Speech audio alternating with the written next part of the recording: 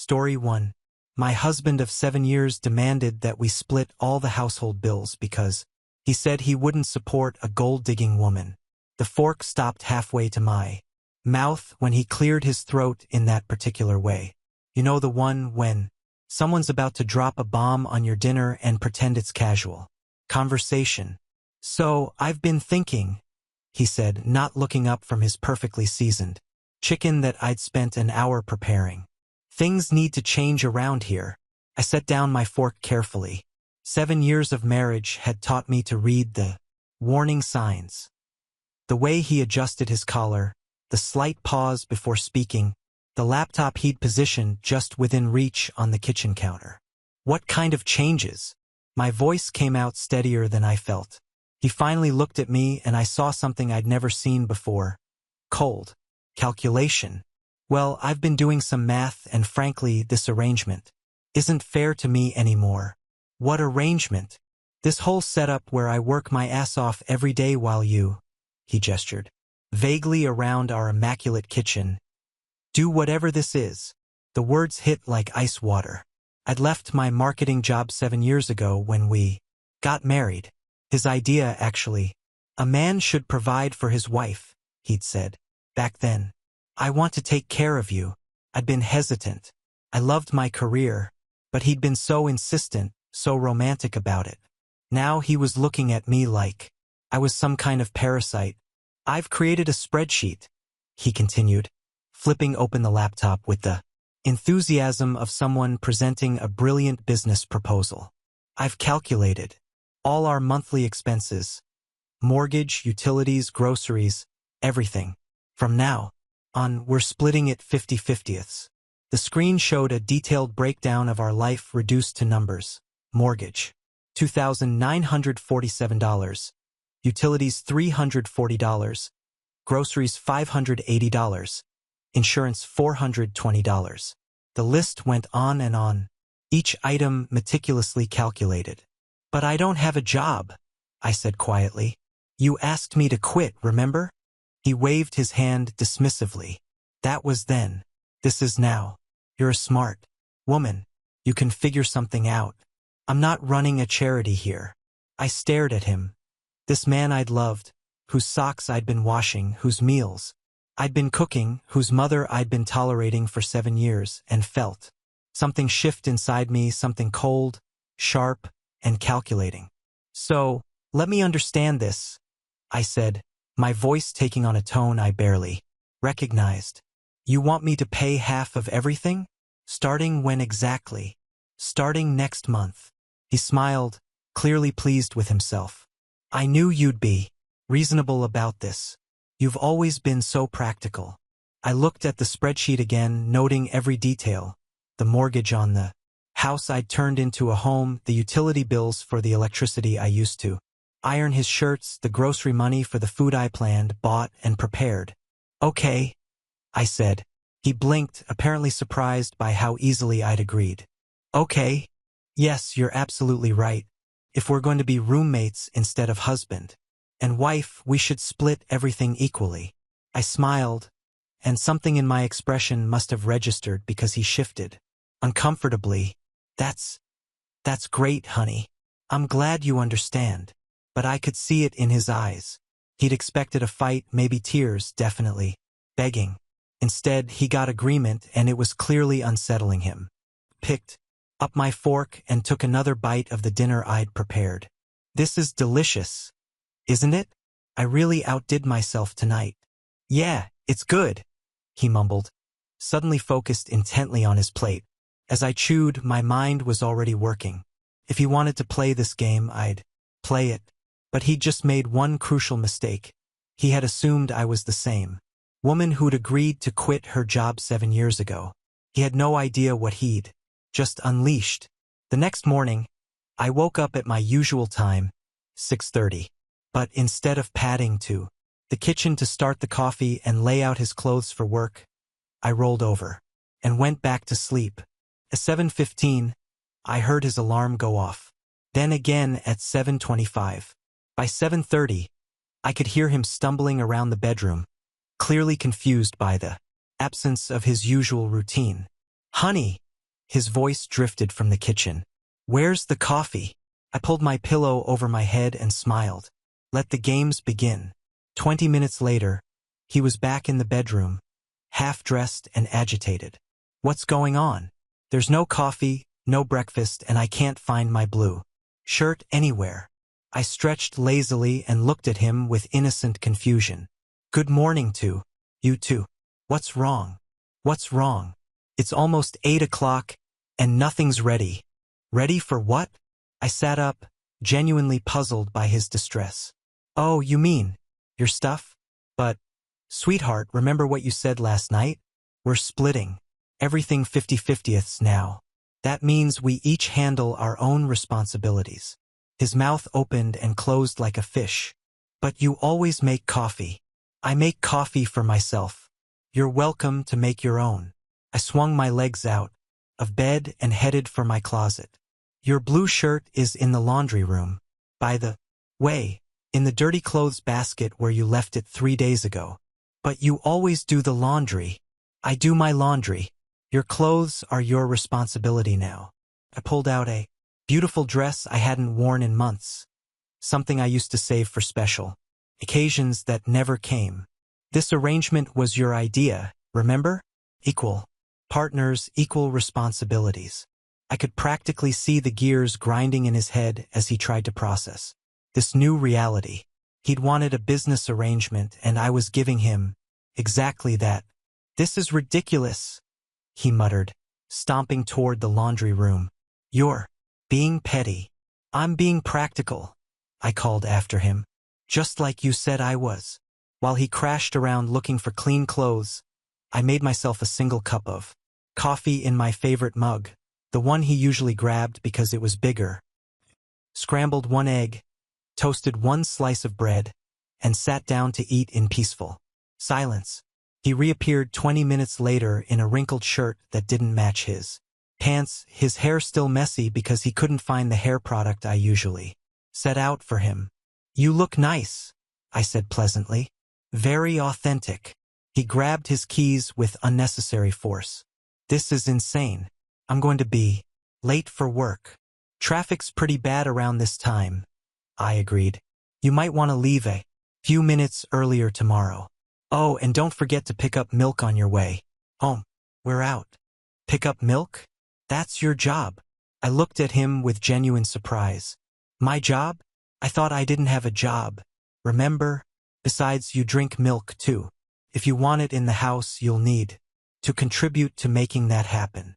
The look on his face was priceless, like he was finally understanding what 50-50 actually meant. After he left, slamming the door hard enough to rattle the windows, I sat back down with my coffee and pulled out my phone. Time to do some research. I started with my old LinkedIn profile, dormant for 7 years but still there. Then I opened a new document and began making lists. My skills, my contacts, my options. At the bottom of the page, I wrote, Day 1 of independence. The house felt different without the weight of his expectations. Lighter, somehow. For the first time in years, I wasn't rushing to complete his to-do list before he got home. Instead, I was making my own. 2 weeks into our new business arrangement, I discovered just how expensive 50-50ths could be for him.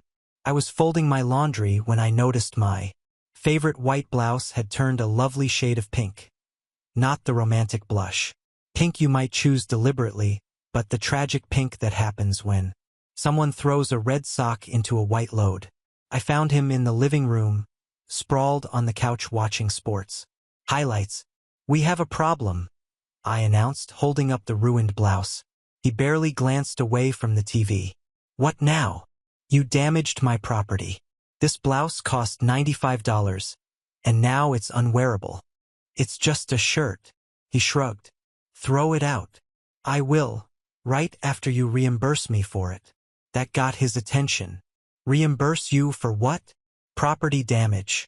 You put your red gym shirt in with my whites despite the clear laundry basket separation system I established. Your negligence, your responsibility. I pulled out my phone and showed him a screenshot of the blouse from the store's website. $95. This is insane. We're married. We're business partners now, remember? And business partners compensate each other for damages. I sat down across from him with my most reasonable expression. Unless you're suggesting we go back to the old arrangement where we share everything. The trapped look on his face told me everything I needed to know. Fine, he muttered. I'll pay for your stupid shirt. Thank you. I'll take cash. Over the next few days, I implemented a comprehensive damage assessment system. When he left coffee rings on the dining room table, I'd spent hours refinishing. $15 wood restoration fee. When he used my expensive shampoo because he'd forgotten to buy his own, $12 replacement cost.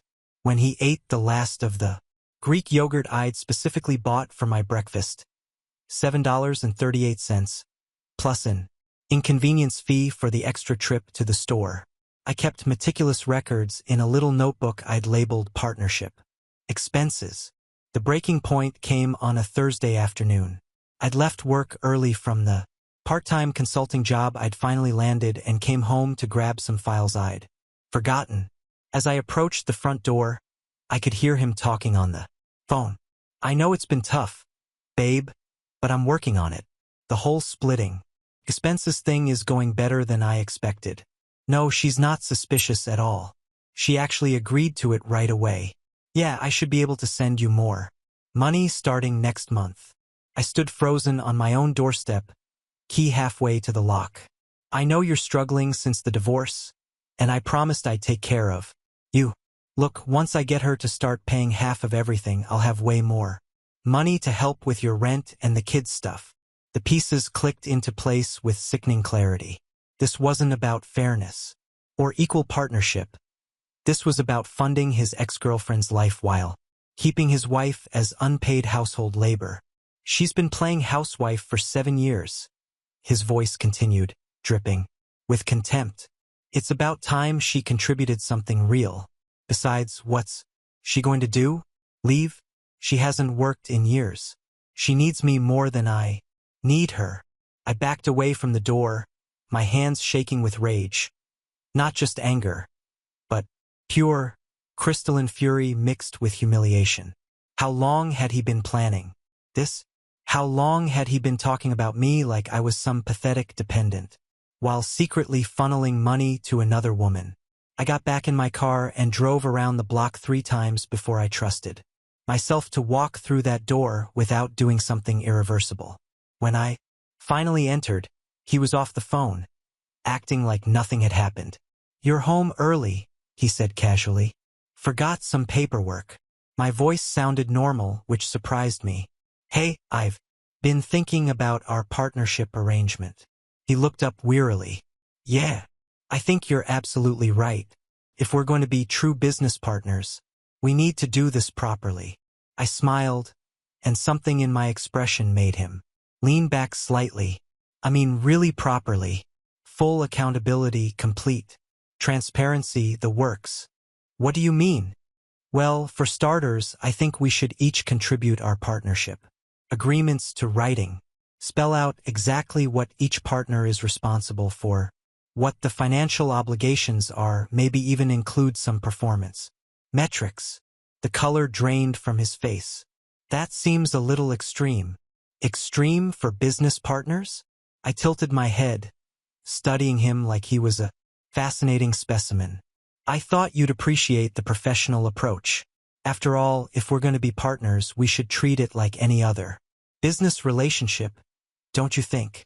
He mumbled something about thinking about it and retreated to his office. I went to the kitchen and opened my notebook to a fresh page.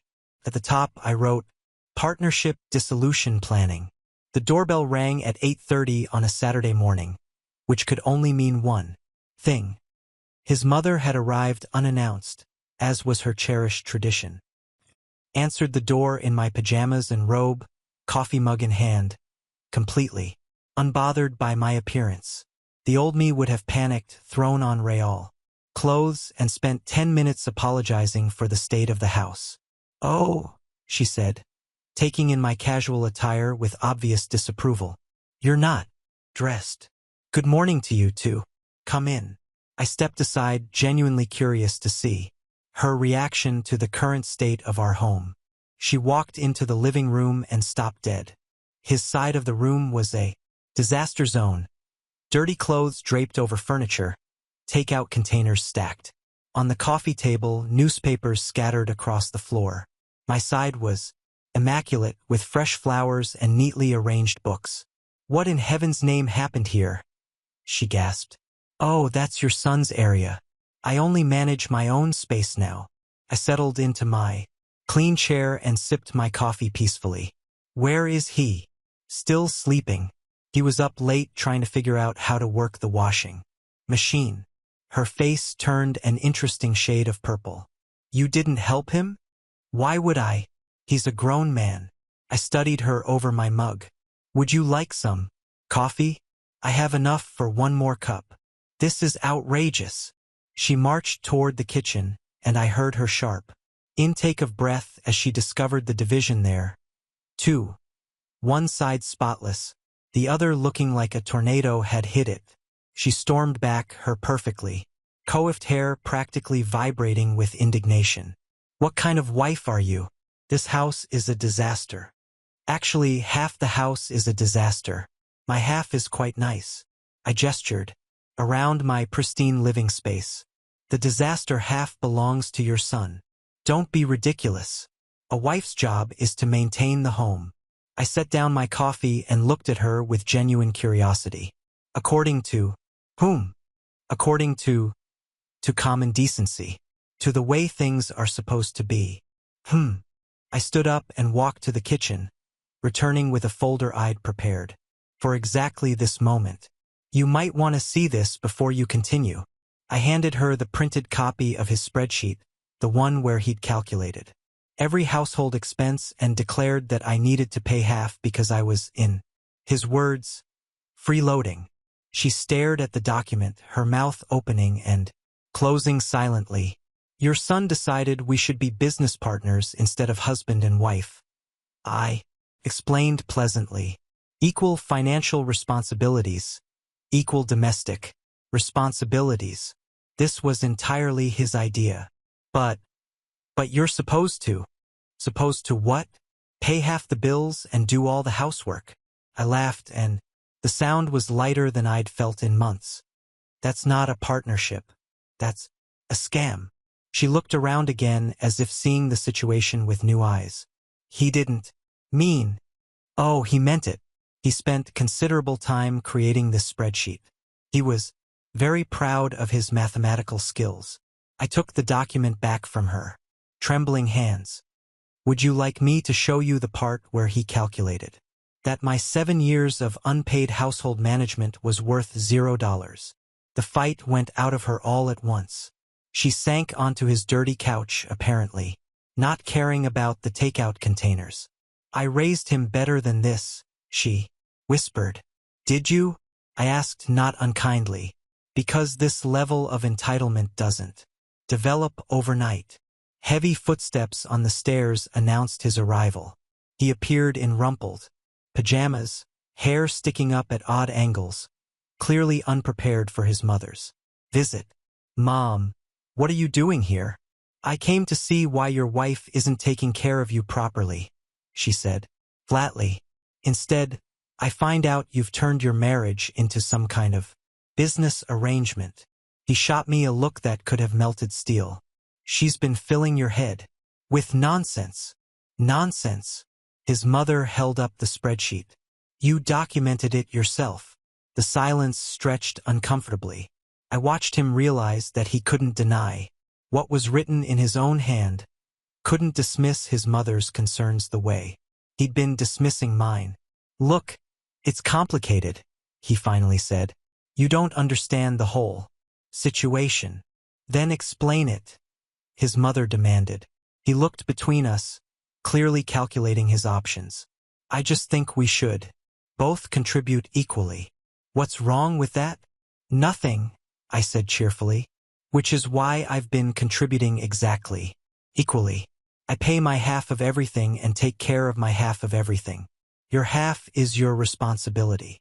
His mother looked around the room again, long and I could see her finally, understanding the full picture. "I think," she said slowly, "I should go. That's probably best." I agreed. "This is between business partners now, not family." She stood up, brushed off her skirt, and walked to the door without another word. Before leaving, she turned back to her son. "You made this bed," she said, quietly. "Now you get to lie in it." After she left, he turned on me with a fury I'd never seen before. "How dare you embarrass me like that in front of my mother?" I looked at him calmly. "I didn't embarrass you. You embarrassed yourself. Just refused to clean it up." The call came on a Tuesday morning while I was updating my resume for the third time in 2 weeks. I'd been applying for entry-level positions, assuming my 7-year gap had made me unemployable in any meaningful way. Is this really the marketing genius who used to run circles around all of us in Professor Martinez's strategy class? The voice was familiar, warm, and filled with the kind of confidence I'd forgotten I used to possess. "This is she," I said cautiously. "It's Jake from college. We worked on that impossible campaign project together. Junior year. The one where we had to rebrand that failing restaurant chain." The memory hit me like a wave. Late nights in the library, whiteboards covered with brand positioning diagrams, the thrill of solving impossible problems with nothing but creativity and determination. I'd loved that version of myself. "Jake, how did you get this number? I have my ways. Actually, I've been trying to track you down for months. I'm heading up marketing for a consulting firm now, and I've got a problem that has your name written all over it." "I haven't worked in 7 years," I said automatically, the disclaimer I'd been giving every potential employer. "So, you haven't had a lobotomy? Your brain is still in there, right?" I laughed despite myself. "Last I checked. Good enough for me. We've got a client who's hemorrhaging customers and 3 different agencies have failed to figure out why. I need someone who can think differently, see patterns other people miss." Sound familiar? It did. It sounded exactly like the person I used to be. "Jake, I appreciate the thought, but I'm not exactly interview ready. I need time to prepare, to brush up on current trends." "Skip the interview. I've already seen your work. Remember that portfolio from senior year? I kept a copy. Still reference it sometimes." His voice turned serious. "Look, I know you disappeared after college, got married, did the domestic thing, but talent doesn't expire. If anything, life experience probably made you sharper." The conversation lasted 45 minutes. By the end, I had a consulting contract that paid more per month than my husband made in 2. "There's one condition," Jake said as we wrapped up. "I'm going to need you to travel occasionally. Client meetings, strategy sessions. That going to be a problem?" I looked around my half of the immaculate house, then at the disaster zone that was his half. Not at all. The first client meeting was a revelation.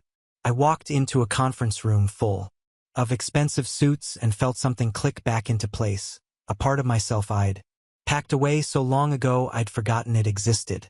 "So," the client said, sliding a folder across the table, "3 agencies have told us we need to completely rebrand, change our entire business model. What do you think?" I spent 20 minutes reviewing their materials, then looked up. "I think those agencies were trying to justify their fees instead of solving your problem." The room went quiet. "Your brand isn't the problem," I continued. "Your customer service is. Specifically, your phone system routes people through 7 different departments before they reach someone who can actually help them. Your customers aren't leaving because they don't like your product. They're leaving because buying from you is exhausting." I spent the next hour walking them through a complete customer journey analysis.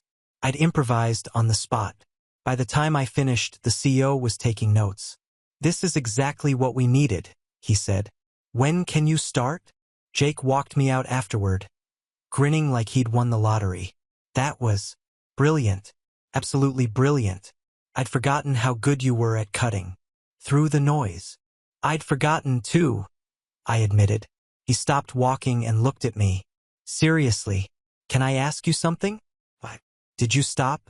You were the most ambitious person in our graduating class. Always figured you'd end up running your own agency by now. The question hit harder than I expected. I got married. My husband wanted me to focus on the home, and you wanted that too. I opened my mouth to give the automatic response I'd been giving for 7 years, that it had been my choice, that I'd wanted to be a supportive wife. But standing there in my professional clothes, fresh from solving a problem that had stumped 3 established agencies, I couldn't make the words come. I don't think what I wanted mattered much, I said finally. Jake's expression darkened. That's not okay. No, I agreed, surprising myself with how calm I sounded. It's not. He walked me to my car, and as I drove home, I felt like I was seeing everything with new eyes. The strip malls and office buildings I passed weren't just scenery anymore. They were possibilities, opportunities, places where my skills mattered, where my ideas had value. When I pulled into my driveway, I sat for a moment before going inside. The house looked different somehow, smaller, less like a castle and more like what it actually was, just a building. Inside, I found him at the kitchen table with his laptop, surrounded by bills and that infamous spreadsheet. "How was your day?" he asked without looking up. "Productive." I set my purse down and loosened my blazer. "I got a consulting contract. Good money." Now he looked up. "That's great. How much money?" I named the figure, and his eyes widened. "That's more than I make." "I know," I smiled. "Looks like I won't have any trouble paying my half of the bills after all." The expression on his face was complicated, surprise, worry, and something else I couldn't quite identify, something that looked almost like fear. For the first time in 7 years, I understood why. She showed up on a Saturday afternoon while he was at his brother's house, probably complaining about his unreasonable wife who dared to expect equal treatment in her own home. The doorbell rang, and I opened it to find a woman about my age with tired eyes and highlighted hair that needed touching up. She was pretty in a worn-down way, like someone who'd been fighting battles for too long. "You must be his wife," she said, as if that explained everything. "I am, and you must be the ex-girlfriend he's been financially supporting." Leaned against the door frame casually. "Would you like to come in?" Her confident expression faltered. What? Come in?" I repeated, stepping aside. "We should talk." She followed me into the living room, clearly thrown by my calm demeanor. Could practically see her recalibrating, trying to figure out why I wasn't screaming or throwing things. "Look," she started, perching nervously on the edge of the couch. "I know this is awkward, but I'm worried about him. He's been so stressed lately, and I think you don't understand how hard he works." "Oh, I understand perfectly." I settled into my chair with a cup of tea I'd been drinking when she arrived. "He works very hard to maintain 2 households on one salary." The color drained from her face. "I'm sorry. He's been sending you money, hasn't he? That's why he suddenly decided we needed to split all our expenses 50-50ths. More money for him means more money for you." She started to deny it, but I held up my hand. "Before you waste energy on lies, you should know I've seen the evidence." I walked to my desk and pulled out a folder I'd prepared weeks ago. Bank statements with highlighted transfers, screenshots of text messages I'd found on the phone bill, credit card charges to a florist in her neighborhood. "February 14th, I said, pointing to one charge. "Roses delivered to your address." "March 23rd. Money transfer for $400 with the memo rent help." "April 15th. Another transfer for $600 with the memo kids need shoes." She stared at the papers like they might catch fire. "How did you get these?" "I'm not stupid, despite what both of you apparently think." I sat back down, watching her face cycle through shock, embarrassment, and something that might have been admiration. He said you didn't know, she whispered. He said a lot of things. That I was lazy, that I contributed nothing, that I was lucky he kept me around. I sipped my tea calmly. Did he mention that I've been running his household for 7 years without pay while he convinced me I was worthless? Her mouth opened and closed silently. Here's what's interesting, I continued conversationally. You're not the villain here. You're just another woman he's manipulating. He told you I was some kind of gold digger, didn't he? Made you think you were saving him from a terrible marriage? She nodded reluctantly. Just like he made me think I was lucky to have a man who wanted to take care of me. Just like he probably told his first ex-wife that she was the problem, too. First ex-wife. Her voice was barely audible. Oh yes, did he not mention her? Interesting. I leaned forward slightly. Let me guess. He told you that you were different from all the other women who didn't understand him. The recognition in her eyes was painful to watch. He has a pattern, I said gently. Find a woman who needs something, security, financial help, validation, promise to provide it, then slowly make her believe she's the problem when things go wrong. But he loves me, she said, though her voice lacked conviction. Does he? Or does he love having someone who depends on him? I pulled out one more document, a printout of his call logs. Look at this. Every time he calls. You is when he's angry with me. You're not his girlfriend. You're his emotional escape valve. She studied the evidence, and I could see the exact moment when everything clicked into place. Oh God, she breathed. I'm such an idiot. No, you're not. You're a single mother trying to survive, and he offered you a lifeline. That doesn't make you stupid. It makes you human. We sat in silence for a moment, two women who'd been played by the same man in different ways. What are you going to do? She asked finally. I'm going to stop paying for his games, both literally and figuratively. Gathered up the papers. What are you going to do? She looked around my beautiful home, the home I'd created and maintained while believing I was worthless, and something hardened in her expression. I'm going to stop taking his money, she said firmly. I've been applying for better jobs. Anyway, I don't need his charity. Good for you. She stood up, then paused at the door. Aren't you angry at me? I considered the question seriously. A month ago, I would have been furious. Would have blamed you for everything. Probably would have fought to win him back. I smiled, and it felt genuine. Now I just feel sorry for whoever he targets next. After she left, I poured myself a glass of wine and sat in my perfectly organized living space. For the first time in months, I felt completely at peace. I'd spent 7 years believing I needed to fight for scraps of affection from a man who was giving the best parts of himself to someone else. Now I understood the truth. There were no best parts. There was just manipulation, skillfully applied to whoever was most vulnerable. The most empowering part wasn't exposing him. It was realizing I didn't want to win him back. I wanted something so much better. The legal papers arrived on a Thursday morning, delivered by a courier who looked apologetic about the whole thing. I signed for them with the same calm I'd been cultivating for months, then sat at my kitchen table to read what my husband thought was his nuclear option. Petition for exclusive use and occupancy of marital residence. The header read. Below that, in legal language that couldn't quite hide the desperation, he was asking a judge to remove me from my own home because I was creating an uninhabitable living situation and preventing him from peaceful enjoyment of his property. I had to laugh. After 7 years of free housekeeping, cooking, and emotional labor, he was now claiming I was the problem because I'd stopped providing those services for free. The hearing was scheduled for the following Tuesday. I spent the weekend preparing, and by Monday night I had 3 binders full of evidence that told a very different story than the one he was trying to sell. Tuesday morning, I dressed in my best suit, the one I'd bought for client meetings, and arrived at the courthouse early.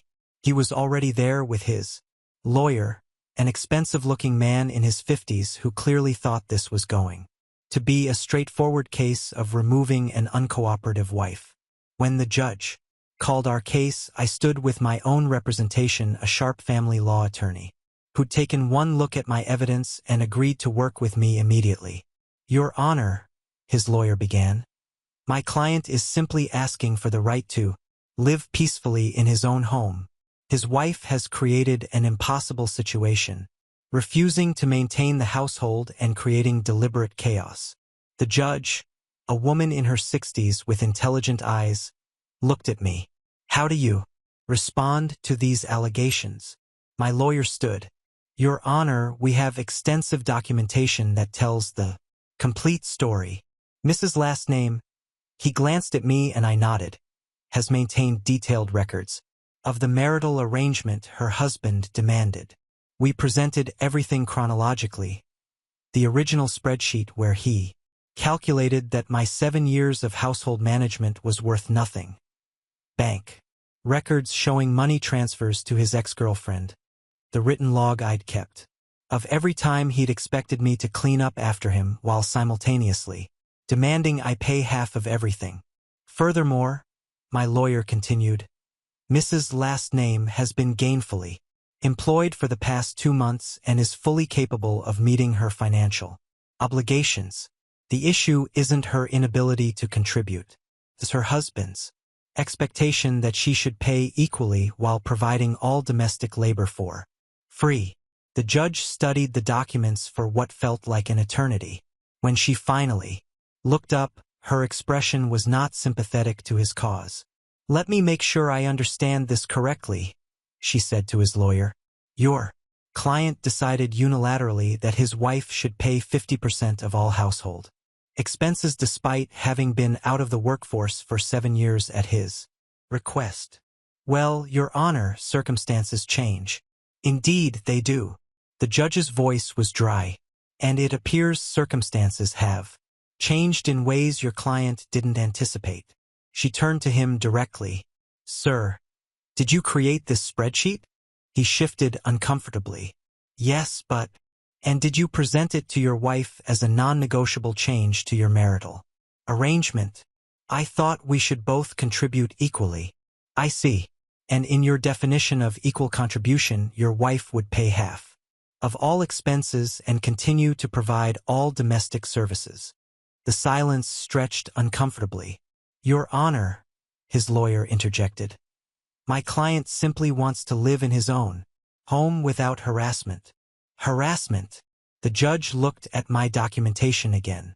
"I see here that your client's wife has been paying her agreed-upon 50% of all expenses while maintaining only her own living spaces and belongings. How exactly is adhering to his own proposed arrangement considered harassment?" I watched his lawyer realize they were losing badly. "Furthermore," the judge continued, "I see evidence that your client has been financially supporting another woman throughout this marriage, including during the period when he was demanding his wife contribute more financially." The courtroom fell silent except for the sound of his lawyer shuffling papers. Desperately. "Petition denied," the judge said firmly. "Not only is there no basis for removing Mrs. Last Name from her marital home, but the evidence suggests that she has been remarkably accommodating to an arrangement that was heavily biased against her interests." As we walked out of the courthouse, his lawyer was already talking about appeal options, but I could see in his eyes that he knew it was over. You can't win a case when all the evidence proves you're exactly as unreasonable as your opponent claims. Outside, he caught up with me in the parking lot. "This isn't over," he said, but there was no conviction in his voice. "Yes, it is." I looked at him calmly. "You wanted to play hardball, remember? You thought you could scare me into going back to being your unpaid servant.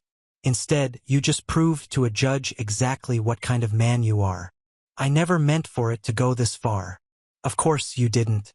You meant to get your way without consequences, like always." I opened my car door. "But actions have consequences now. Maybe it's time you learned that." As I drove home, I felt something I hadn't experienced in years. The solid satisfaction of being completely, legally, unquestionably right. For the first time since this whole mess started, I wasn't just surviving his games. I was winning them.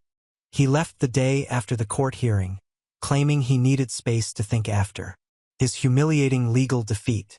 I watched him pack a suitcase with the same detachment I might feel watching a stranger load their car. "I'll be staying at my brother's for a while," he announced, as if this was some great sacrifice he was making for our relationship.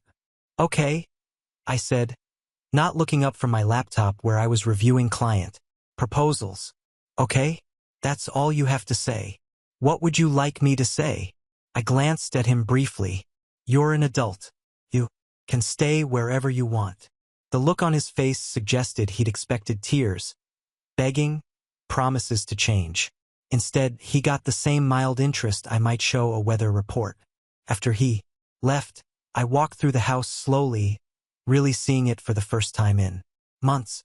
Without his constant mess, his complaints, his heavy presence sucking the energy out of every room, the space felt transformed, lighter, like it could breathe again. I made myself dinner just for me, exactly what I wanted, and ate it while watching a documentary he would have hated. Then I took a long bath with expensive bath salts, read until midnight, and slept diagonally across the entire bed. I woke up the next morning feeling more rested than I had in years. Work became my sanctuary. The consulting firm Jake ran had a collaborative, energetic atmosphere that reminded me why I'd loved marketing in the first place. Ideas mattered there. Solutions were celebrated. Nobody questioned my competence or made me feel like I should be grateful for the opportunity to contribute. "You've been different lately," Jake mentioned over coffee after a particularly successful client presentation. "More confident, more yourself." "I guess I feel more like myself," I admitted. "It's amazing how much mental energy gets freed up when you're not constantly defending your right to exist." "Is that what it was like at home?" I considered the question. Jake and I had started having these conversations more frequently. Honest talks about life, dreams, the paths we'd taken, and the ones we wished we had. He was a good listener, never offering unwanted advice or trying to fix things that weren't his to fix. It was like living with a critic who never took a day off, I said finally. Everything I did was wrong, insufficient, or somehow selfish. I spent so much energy trying to anticipate his complaints that I forgot I was allowed to have opinions of my own. That sounds exhausting. It was. I didn't realize how exhausting until it stopped. Jake studied me over his coffee cup. "Are you happy? I mean, really happy?" The question surprised me with its directness. "Yes," I said, and meant it. "For the first time in years, I'm actually happy." "Good. You deserve that." That evening, I did something I hadn't done in ages. I called my sister, the one who'd stopped visiting because she couldn't stand watching what I'd become. "I was wondering when you'd finally call," she said without preamble. "I heard through the grapevine that you'd grown a spine. News travels fast." "Are you kidding? The whole family's been waiting for you to wake up.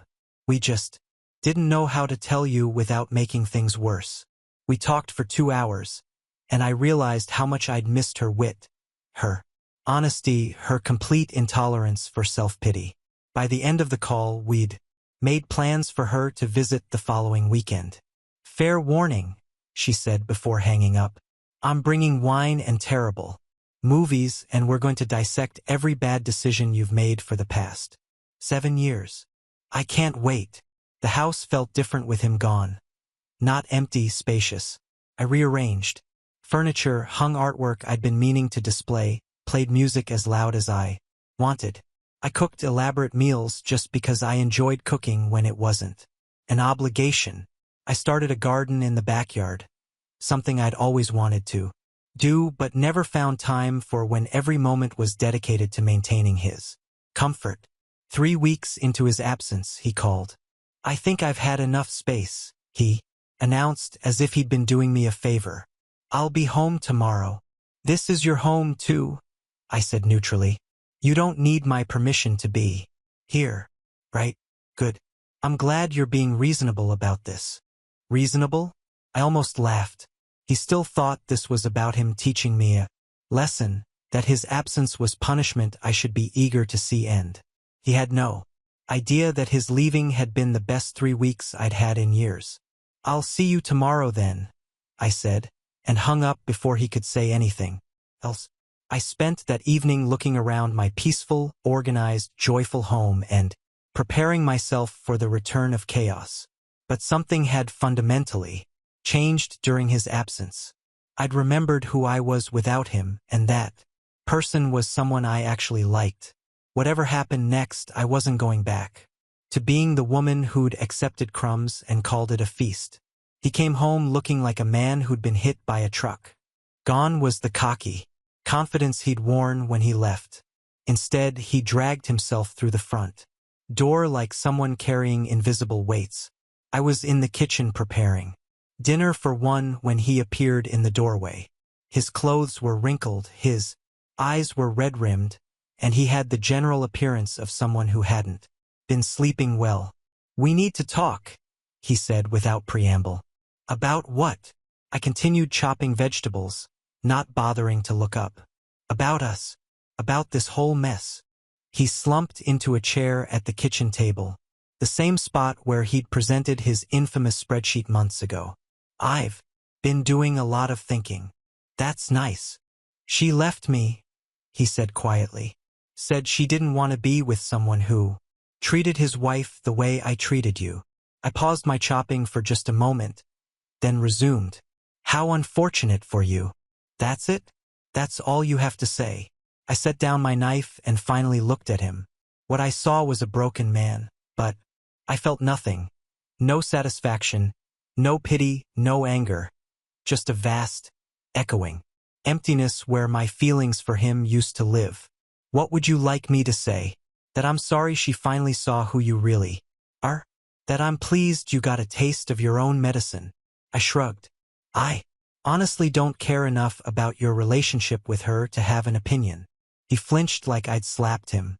"How can you be so cold?" "Cold?" I considered this. "I'm not cold. I'm just done." "Done with what?" "Done with caring about your feelings while you ignore mine. Done with making your problems my responsibility. Done with accepting scraps and calling it love." I turned back to my cooking. "I'm done with you." The silence stretched between us, heavy with the weight of 7 years of accumulated resentment and disappointment. "I want to fix this," he said finally. "I know I screwed up. I know I hurt you, but we can work through this, right? People change. I can change." I laughed, and the sound surprised both of us. It wasn't bitter or angry, just genuinely amused by the absurdity of the situation. "Do you remember what you said when you wanted me to quit my job?" I asked. "What does that have to do with anything?" "You said a real man takes care of his wife. You said you wanted to provide for me, protect me. You made it sound romantic, noble even." I moved to the stove, still not looking at him. "Do you remember what you said when I told you I missed working?" He was quiet. "You said I was being selfish, that a good wife supports her husband's dreams instead of chasing her own fantasies. You made me feel guilty for wanting something beyond your kitchen. I was wrong about that. Were you? Or are you just saying that because your backup plan fell through?" Turned to face him fully. "Because the thing is, I don't think you were wrong back then. I think you meant every word, just like you meant every word when you called me a freeloader who needed to start paying her fair share. But you've learned that actions have consequences. That's not the same as changing who you are fundamentally." I leaned against the counter, studying him like a specimen under a microscope. "You didn't want to fix our marriage when you were getting everything you wanted from it. You want to fix it now because you're getting nothing. That's not true, isn't it? When I was doing all the housework and asking for nothing in return, was our marriage broken then?" He opened his mouth, then closed it. When I was managing your entire life while you sent money to another woman, was that something that needed fixing? You don't understand the situation with her. Oh, I understand perfectly. She was your escape valve. When you were frustrated with me for being human instead of a perfect domestic appliance, you had somewhere else to put your attention. Someone who made you feel like a hero, instead of holding you accountable. I walked to the table and sat across from him, close enough to see the panic starting to creep into his eyes. Here's what I think happened, I continued calmly. You got comfortable having two women competing for your attention. It made you feel powerful, important.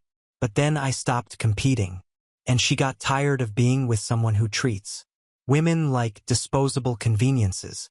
Now you're alone, and suddenly our marriage is worth fighting for. I love you, he said desperately. I know I didn't show it, but I do love you. Maybe you do in whatever way you're capable of loving someone. But here's the thing. I don't love you anymore.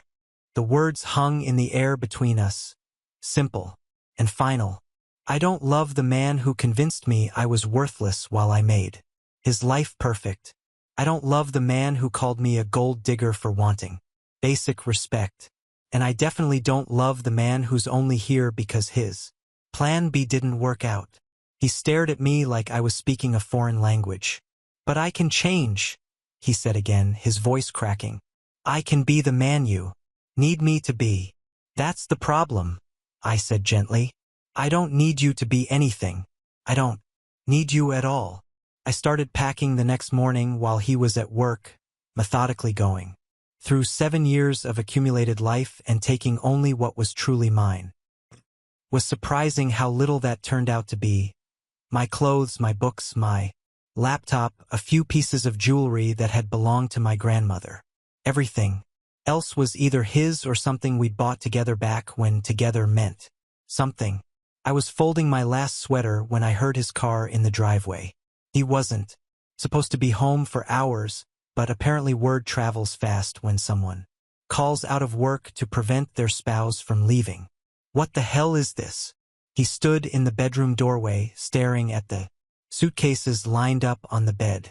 I'm moving out, I continued, packing calmly. I found a furnished apartment downtown, close to work. You can't just leave. Actually, I can. I'm an adult with a job and my own income. Leaving is well within my capabilities. He rushed to the suitcase I was packing and started pulling clothes back out. Stop this. We need to talk about this rationally. I gently but firmly took my blouse back from his hands. There's nothing to discuss. I told you last night, I'm done. But you can't mean that. People don't just throw away 7 years of marriage. I'm not throwing it away. You already did that when you decided I was worth less than your ex-girlfriend. I zipped the suitcase closed. I'm just finally accepting what you taught me. He sat heavily on the bed, looking around the room like he was seeing it for the first time. Where will you go? What will you do? I told you I have an apartment. As for what I'll do, I'll work, pay my bills, and live my life. You know, all the things I've been doing for the past few months. But what about us? What about this house? What about our life together? I paused in my packing and really looked at him. He seemed genuinely confused, as if he couldn't understand why actions might have permanent consequences. Our life together was me serving you while you convinced me I should be grateful for the privilege. That's not a life I want anymore. I said I'd change. And I believe you think you would try. But change requires understanding what was wrong in the first place, and you still don't get it. I picked up the last suitcase. You think this is about the money you gave her, or the chores you didn't do, or the bills you wanted me to split. Those were just symptoms. Symptoms of what? Of the fact that you never saw me as an equal partner. I was either a service provider or a burden, depending on what you needed at the moment. That's not love. That's ownership. I walked toward the door and he scrambled to follow me. Please don't do this. I'm begging you. I'll do anything. I stopped at the front door and turned back to him one last time. Do you know What you could have done 6 months ago that would have saved this marriage. He shook his head desperately. You could have said, thank you, just once. You could have acknowledged that I'd been contributing to this relationship all along, even if it wasn't in the form of a paycheck. You could have treated me like a partner instead of like hired help who wasn't working out. I can say thank you now. I can. It's too late. I opened the door. Thank you only matters when it's sincere, not when it's strategic. The moving truck was waiting outside. I'd arranged everything while he was at work, efficient as always. As the movers loaded my belongings, he stood on the front porch looking lost. How am I supposed to live here without you? He called out. The same way I lived here with you, I called back. You'll figure it out. The apartment was small but bright, with big windows and hardwood floors that reflected the afternoon sunlight. It came furnished with simple, clean furniture. That was nothing like the heavy, expensive pieces we'd accumulated together. Loved it immediately. That first night, I sat on my new couch eating takeout from my favorite Thai place, the one he'd always complained was too spicy, and felt something I hadn't experienced in years. Complete peace. No one was going to come home and criticize the way I'd arranged the throw pillows. No one was going to leave dirty dishes in my clean sink. No one was going to make me feel like I needed to justify my existence or apologize for taking up space. I was alone and it was glorious. My phone rang around 9 o'clock. His name appeared on the screen and I let it go to voicemail. Then it rang again and again. Finally, I turned it off. The silence that followed wasn't empty. It was full of possibility, full of choices that were mine alone to make, full of a future that stretched ahead of me like an open road with no predetermined destination. For the first time in 7 years, I fell asleep without worrying about whether I'd done enough to earn my place in someone else's life. I was home. The first thing I did in my new apartment was buy flowers. Bright yellow. Sunflowers that I placed on the kitchen table where I could see them every morning. In my old life, flowers were an unnecessary expense, a frivolity that would have required justification and probably resulted in a lecture about fiscal responsibility. Now they were just beautiful, and that was reason enough. I spent the first weekend arranging my new space exactly how I wanted it. Books. Organized by subject instead of alphabetically because that's how my mind worked. Art hung at heights that made sense for my eyes, not the thermostat. Set to a temperature that kept me comfortable without needing to negotiate. Every small decision felt revolutionary. Work became even more fulfilling without the constant underlying stress of managing someone else's emotions. I found myself taking on bigger challenges, proposing bolder solutions. Jake noticed the change immediately. "You're on fire lately," he said after a presentation that had landed us a major new account. "Whatever you're doing differently, keep doing it." "I'm sleeping better," I said, which was true, but not the whole truth. The whole truth was that I'd stopped living in a state of chronic anxiety, always braced for the next criticism or demand. Jake and I had started spending more time together outside of work. Dinner after long days, coffee on Saturday mornings, walks through the downtown farmers market. Nothing officially romantic, just the easy companionship of two people who genuinely enjoyed each other's company. He never asked for more than I was offering. Never made me feel like his attention came with strings attached. When I mentioned that I wasn't ready for anything serious, he'd simply nodded and said, "Fair enough.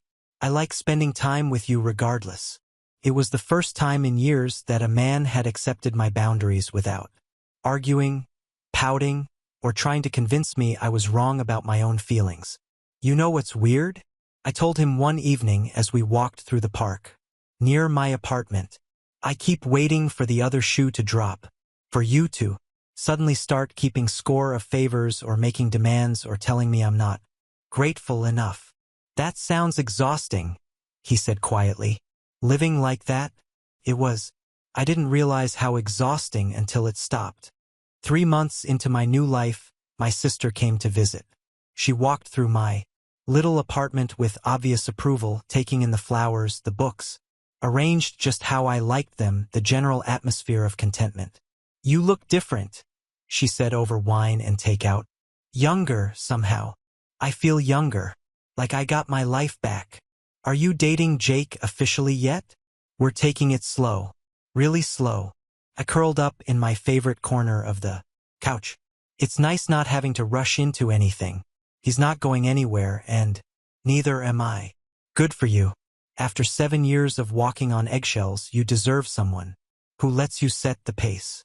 My phone had stopped ringing weeks ago. The desperate voicemails had tapered off, then stopped entirely. I'd heard through mutual friends that he was struggling with basic household tasks, living off frozen dinners and wearing wrinkled clothes. Part of me had expected to feel guilty about this, but I didn't.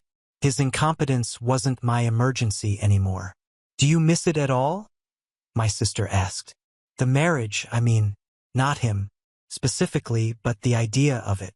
I thought about the question seriously. I missed the marriage I thought we had. In the beginning, the partnership I thought we were building, but that was mostly in my head anyway. The reality was me doing all the emotional labor while pretending we were a team. And now I actually am free to build the life I want instead of constantly adapting to someone else's vision of what my life should look like. That night, after my sister had gone back to her hotel, I sat in my quiet apartment and made a list of everything I'd accomplished since leaving. The client accounts I'd secured, the friendships I'd rekindled, the hobbies I'd rediscovered, the simple pleasure of making decisions without having to justify them to anyone. At the bottom of the list I wrote, "Learned that I don't need someone else to complete me." I was never incomplete. Jake texted around 10 o'clock, asking how the visit with my sister had gone. We exchanged a few messages, easy and comfortable, before saying goodnight. No drama, no hidden meanings, no walking on eggshells trying to avoid saying the wrong thing. Just two people who enjoyed each other's company, building something at their own pace. As I got ready for bed, I caught sight of myself in the bathroom mirror. My sister was right. I did look younger. But more than that, I looked like myself. Again, the woman who used to have opinions, dreams, boundaries. The woman who used to know her own worth. She'd been there all along, just buried under years of being told she was asking for too much by wanting basic respect. I turned off the lights and settled into my comfortable bed, listening to the sounds of the city outside my window. Tomorrow would bring new challenges, new opportunities, new choices that were entirely mine to make. For the first time in years, I couldn't wait to see what came next. 6 months later, he appeared in the lobby of my office building like a ghost. From a life I'd almost forgotten. I was coming back from lunch when I saw him, sitting in one of the reception chairs, cleaned up and wearing a suit that actually fit properly. "Could we talk?" he asked, standing when he saw me. "Please, just 5 minutes." I looked at this man I'd once loved, once feared disappointing, once built my entire identity around pleasing, and felt nothing but mild curiosity about what had brought him here. 5 minutes, I agreed, leading him to a small conference room where we could speak privately. He looked nervous in a way I'd never seen before, like someone approaching a job interview for a position they desperately needed but probably wouldn't get. "You look good," he said, settling into the chair across from me. "Happy. I am happy. I've been working on myself," he continued, the words tumbling out like he'd rehearsed them. "Therapy, anger management, the whole thing. I've learned a lot about how I treated you, how wrong I was about everything. That's good. Personal growth is important. I can cook now, really cook, not just microwave stuff. And I've been keeping the house clean, doing my own laundry. I even learned how to iron." He smiled, hopefully. "I know that probably sounds pathetic, but I wanted you to know that. I get it now. I understand what you were doing all those years." "Okay." My calm response seemed to unnerve him. I could see him struggling to find the words that would create the reaction he wanted. "I miss you," he said finally. "I miss us. I know I don't deserve another chance, but I'm asking for one anyway. I can be the partner you needed me to be. I can be better." I studied his face, looking for any trace of the feelings that used to live there, the love, the hope, the desperate need for his approval. They were gone, replaced by something much more valuable: indifference. "I believe you," I said simply. "You do." His face lit up with hope. "Yes, I believe you've learned to cook and clean and manage your own life. Believe you've gained some insight into how poorly you treated me. I even believe you're sincere about wanting to change." Then, but it doesn't matter. The hope died in his eyes as quickly as it had appeared. 6 months ago, hearing you say these things might have meant something to me. A year ago, I would have been grateful just to hear you acknowledge that I'd been contributing to our relationship all along.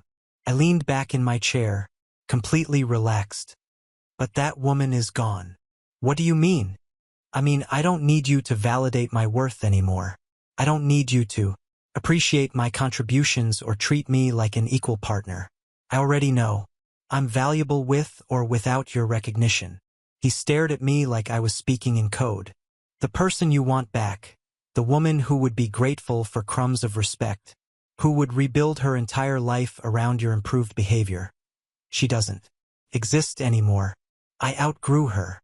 But if I've changed, you probably have, at least somewhat. But here's the thing. You still don't understand. This was never really about you changing. It was about me realizing that I didn't need you to." I stood up, signaling that our conversation was over. "I have a life now that makes me genuinely happy. Work that challenges me, friends who respect me, choices that are entirely my own. I wake up every morning excited about the day ahead instead of anxious about what I might do wrong. But we could have that together now. We could be real partners. We could be," I agreed. "But I don't want to be. Not with you. Not with anyone who I'd have to train to see my humanity. I'd rather be alone and happy than partnered and constantly proving my worth." He looked devastated, like someone who just realized they'd lost something irreplaceable. "Is there anything I can say? Anything I can do? You can be happy for me," I said gently. "You can understand that this isn't about punishment or revenge. It's about me choosing a life where I don't have to fight for basic respect." I walked him to the elevator, and as the doors opened, he turned back one last time. "I really do love you," he said. "I know you do in whatever way you're capable of loving someone, but I love myself more now, and that makes all the difference." The elevator doors closed, and I watched the numbers light up as he descended, back to whatever life he was building without me. I returned to my office where Jake was waiting with coffee and the presentation materials for our 3 o'clock meeting. "Everything okay?" he asked, noting my thoughtful expression. "Everything's perfect," I said, and meant it completely. That evening, I sat in my favorite corner of my apartment with a cup of tea in my journal, documenting the final chapter of a story that had taken me 7 years to finish writing. Outside my window, the city hummed with life and possibility. My phone buzzed with a text from Jake. "Dinner tomorrow. There's a new place I think you'd love." I smiled and typed back, "I'd like that." Not because I needed him, not because I was afraid of being alone, but because I genuinely enjoyed his company and chose to share my time with him. The difference was everything. I closed my journal and looked around my small, perfectly arranged apartment. Every item in it was there because I wanted it there. Every choice, from the sunflowers on my table to the book on my nightstand, reflected my preferences, and no one else's. 7 years ago, I'd believed that love meant making yourself smaller so someone else could feel bigger. I'd thought partnership meant erasing your own needs to better serve someone else's. Now, I understood that real love for yourself and others required the exact opposite. It demanded that you show up as your full, authentic self and refuse to accept anything less than the same in return. Learned that I didn't need someone else to complete me because I had never been incomplete. I'd learned that being alone was infinitely better than being with someone who made me feel lonely. Most importantly, I'd learned that my worth wasn't up for negotiation. As I got ready for bed, I caught my reflection in the bathroom mirror one more time. The woman looking back at me was confident, content, and completely free. She knew exactly who she was and what she deserved. She was never settling for less. Now on to the next story. Story 2. My pregnant wife ignored my protests and went on an overseas trip with her high school boyfriend. She posted on Facebook, "Felipe, even though we can't be together as husband and wife, I'm still going to have your child." In the photo, they were holding hands and hugging. I commented under the post, "If you're so in love, isn't it time to kick me out and stay with him?" After posting my comment, I didn't waste any time. I called the postpartum care center where I had made a reservation and canceled it. I also called the women's clinic and canceled all the appointments I had scheduled. The thousands of baby items I had already purchased. I returned what I could and gave away the rest. When I was done, I sighed with relief. I called a few close friends and invited them out for drinks. I needed a distraction. We were laughing and having fun when my phone vibrated. I glanced at the screen and my smile disappeared. It was Sabrina. The room went quiet and my friends noticed my change in mood. One of them suggested, "Is that Sabrina calling? Maybe you should head home before she causes a scene." "Yeah, we can wrap it up here," added another. They wanted to help. Ever since I married Sabrina, I hadn't spent much time with my friends.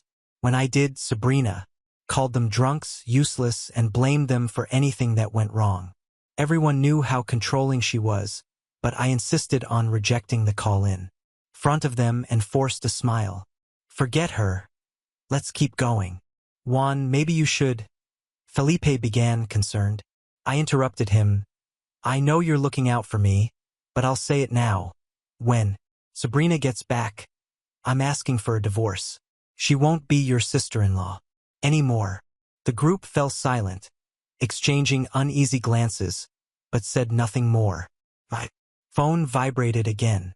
After hesitating, I answered this time.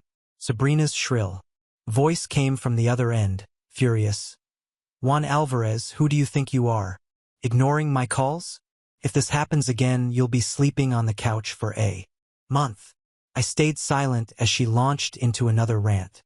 "Tell me, Juan," she demanded, "why did you cancel the postpartum care center? If they hadn't called me, I'd still be in the dark. Are you planning to be this baby's father? If not, don't worry, plenty of other men would be thrilled to." When Sabrina got pregnant, I treated her like a queen. Everything she asked for, I made happen. I booked the best postpartum care center in Napa Valley for $10,000 a month without hesitation. I loved her and wanted her to feel cherished, but she used my devotion as a license to walk all over me. "Are you listening to me?" Her sharp voice snapped me out of my thoughts. "Yes, I'm listening. What's the issue?" I asked calmly. "The issue is that you're going to fix it," she snapped back. "Rebook the center and send me another $10,000. Felipe, and I want to stay here a few more days." Her words made me laugh out loud. "Sabrina, have you lost your mind?" The moment those words left my mouth, Sabrina exploded. "Juan Alvarez, what did you just say? Repeat that if you're a man. Do you want me to file for divorce?" It wasn't the first time she used divorce as a threat. It was her trump card. No matter how small the fight, I always gave in. I apologized, took the blame, and did everything to calm things down. I thought that if I yielded enough, we'd eventually find happiness, but things never worked out that way. Taking a deep breath, I raised my glass and said calmly, "Fine, let's get divorced then." I hung up and turned off my phone. My friends stared at me in shock. "Why are you frozen? Let's toast to my freedom." That broke the tension. Laughter filled the air and they raised their glasses with me. Drinks flowed and I felt genuinely happy for the first time in years. Back at home, I collapsed onto the bed, the buzz of alcohol and freedom making me smile. For years, my life revolved around Sabrina's demands. She controlled everything and I let her. I quit smoking and drinking for her. I gave her my entire paycheck every month. I cooked, cleaned, and took care of our home so she could do sports. But at some point, she forgot she wasn't royalty. The next morning, I woke up to loud banging on the apartment door. First, I thought someone was doing repairs, but when the noise continued, I realized it was my door. I didn't need to guess who it was. I took my time pouring a glass of water as the voices outside grew louder.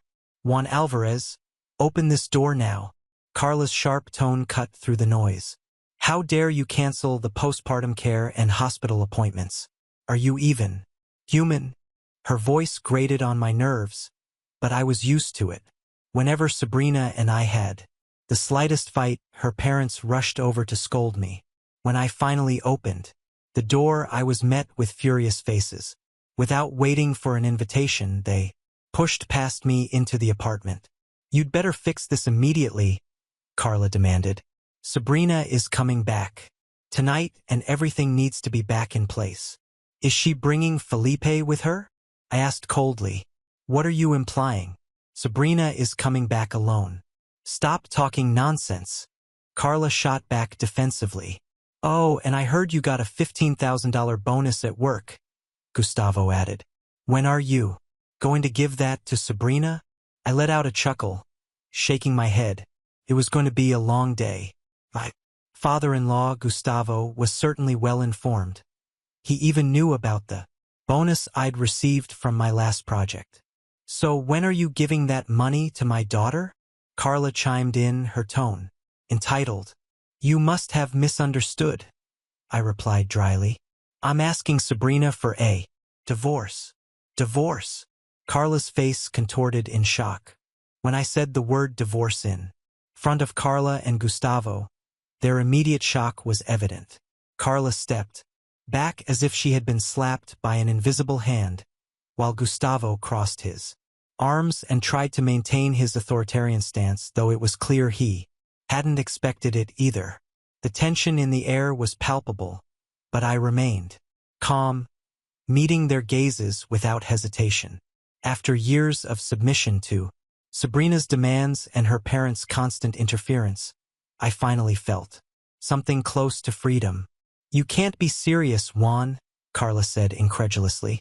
Sabrina will never accept this. I laughed, but it was a bitter laugh. Sabrina doesn't have a choice, Carla. She crossed every line. All of you did. Gustavo scoffed, trying to regain control of the conversation. You're overreacting. Divorce? This is serious. You can't make such a decision in the heat of the moment. Think about your family. Think about your child. My child, I replied, raising my voice for the first time. Do you really want to talk about my child? Because as far as I know, Felipe is his father, not me. Do you think I'm going to keep funding the charade, paying for everything while she parades around with him? You're out of touch with reality. Carla tried to interrupt me, but I raised my hand, demanding silence. I've spent years doing everything for Sabrina. I worked tirelessly, handed over my paycheck every month, fulfilled every whim of hers, and what did I get in return? Betrayal, humiliation, and a family that thinks they can treat me like a walking ATM. This ends now. The silence that followed was deafening. Carla looked at Gustavo, hoping he would say something to convince me, but he remained silent. Finally, he let out an exasperated sigh. This is a mistake, Juan. You'll regret it. The only mistake I made was not doing this sooner, I replied coldly. Without another word, I walked to the door and opened it, signaling that it was time for them to leave. Reluctantly, they walked past me, but not without Carla issuing one last warning. When Sabrina comes back, you'll regret all of this. She won't let you get away with it. I simply closed the door without responding. For the first time in years, I felt like I had some control over my life and I wasn't going to let empty threats intimidate me. I spent the rest of the day reorganizing the house. I removed every trace of Sabrina, photos, clothes, trinkets she had left around the apartment. Everything that belonged to her was packed into boxes and stacked near the door. When I was done, I looked around and felt a massive weight lift off my shoulders. The house finally felt like mine. Later that day, my phone started vibrating again. Sabrina was trying to call, but I didn't answer. After several failed attempts, she started sending messages. At first, they were insults, then threats. She said she would ruin my life, that I would pay for everything. Eventually, the tone of the messages changed. She started pleading, saying she loved me, that we could work through this. But I knew it was just another attempt to manipulate me. I ignored all the messages and blocked her number. I was determined to move forward, no matter the cost. The following night, around 10 o'clock, there were violent knocks at the door. My heart raced, but I wasn't surprised. When I opened the door, there was Sabrina, accompanied by Carla and Gustavo. Her face was red with fury and she wasted no time before starting to yell, "Juan, what the hell do you think you're doing? How dare you treat me like this after everything I've done for you?" I laughed, but it was loaded with sarcasm.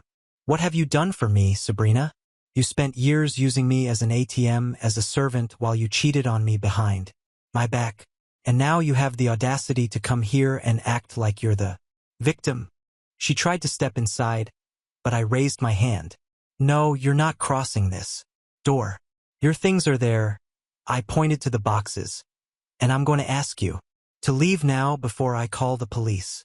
Sabrina froze for a moment but quickly recovered and began yelling again, calling me ungrateful and saying I deserved worse. Carla tried to intervene, claiming I was being unreasonable, but I simply ignored her. Gustavo, on the other hand, remained silent, watching everything with a look that seemed genuinely concerned. Finally, after a few more minutes of shouting and accusations, Sabrina picked up the boxes and stormed out, slamming the door behind her. Carla and Gustavo followed, but not without throwing me looks full of contempt. When the door finally closed, I felt exhausted but also relieved. In the days that followed, Sabrina tried everything to retaliate. She hired a lawyer and filed a claim for alimony and division of assets, even though everything we had was acquired through my hard work. She started spreading rumors among our friends and family, painting me as a cold and calculating monster. But no matter how hard she tried, I was prepared. My lawyer successfully refuted every accusation, and when the truth about her relationship with Felipe came to light, she lost most of the support she had. In the end, the court ruled that she wasn't entitled to anything except for a small amount to cover temporary expenses, and even though it was limited to a few months, the final verdict was a relief. I was finally free, and for the first time in many years, I felt like I could start my life over without Sabrina, without the constant pressure to satisfy someone who is never content. Looking back, I realized that every sacrifice I made was in vain, but it also taught me a valuable lesson. No matter how much you love someone, if that person doesn't respect you, you'll never be happy. With a renewed heart, I began planning my future, knowing that from that moment on, I would be the master of my own story. After months of dealing with the aftermath of the divorce, it seemed like my life was finally heading in a stable direction. However, Sabrina wasn't ready to give up, despite losing the court case and being publicly exposed for her relationship with Felipe. She kept trying to provoke me. Sometimes it was through indirect comments on social media, other times through rumors she spread among our acquaintances. But what truly enraged me was finding out that she was living with Felipe and boasting that she was supporting him with the money she took from her ex-husband. An old coworker called me one morning to tell me that Sabrina had been bragging about still relying on the money she got from me in the court settlement. She was also planning a lavish party to celebrate her eternal love with Felipe and boast that everything was being funded by the idiot ex-husband. Those words made my blood boil, but more than anger, I felt a newfound determination.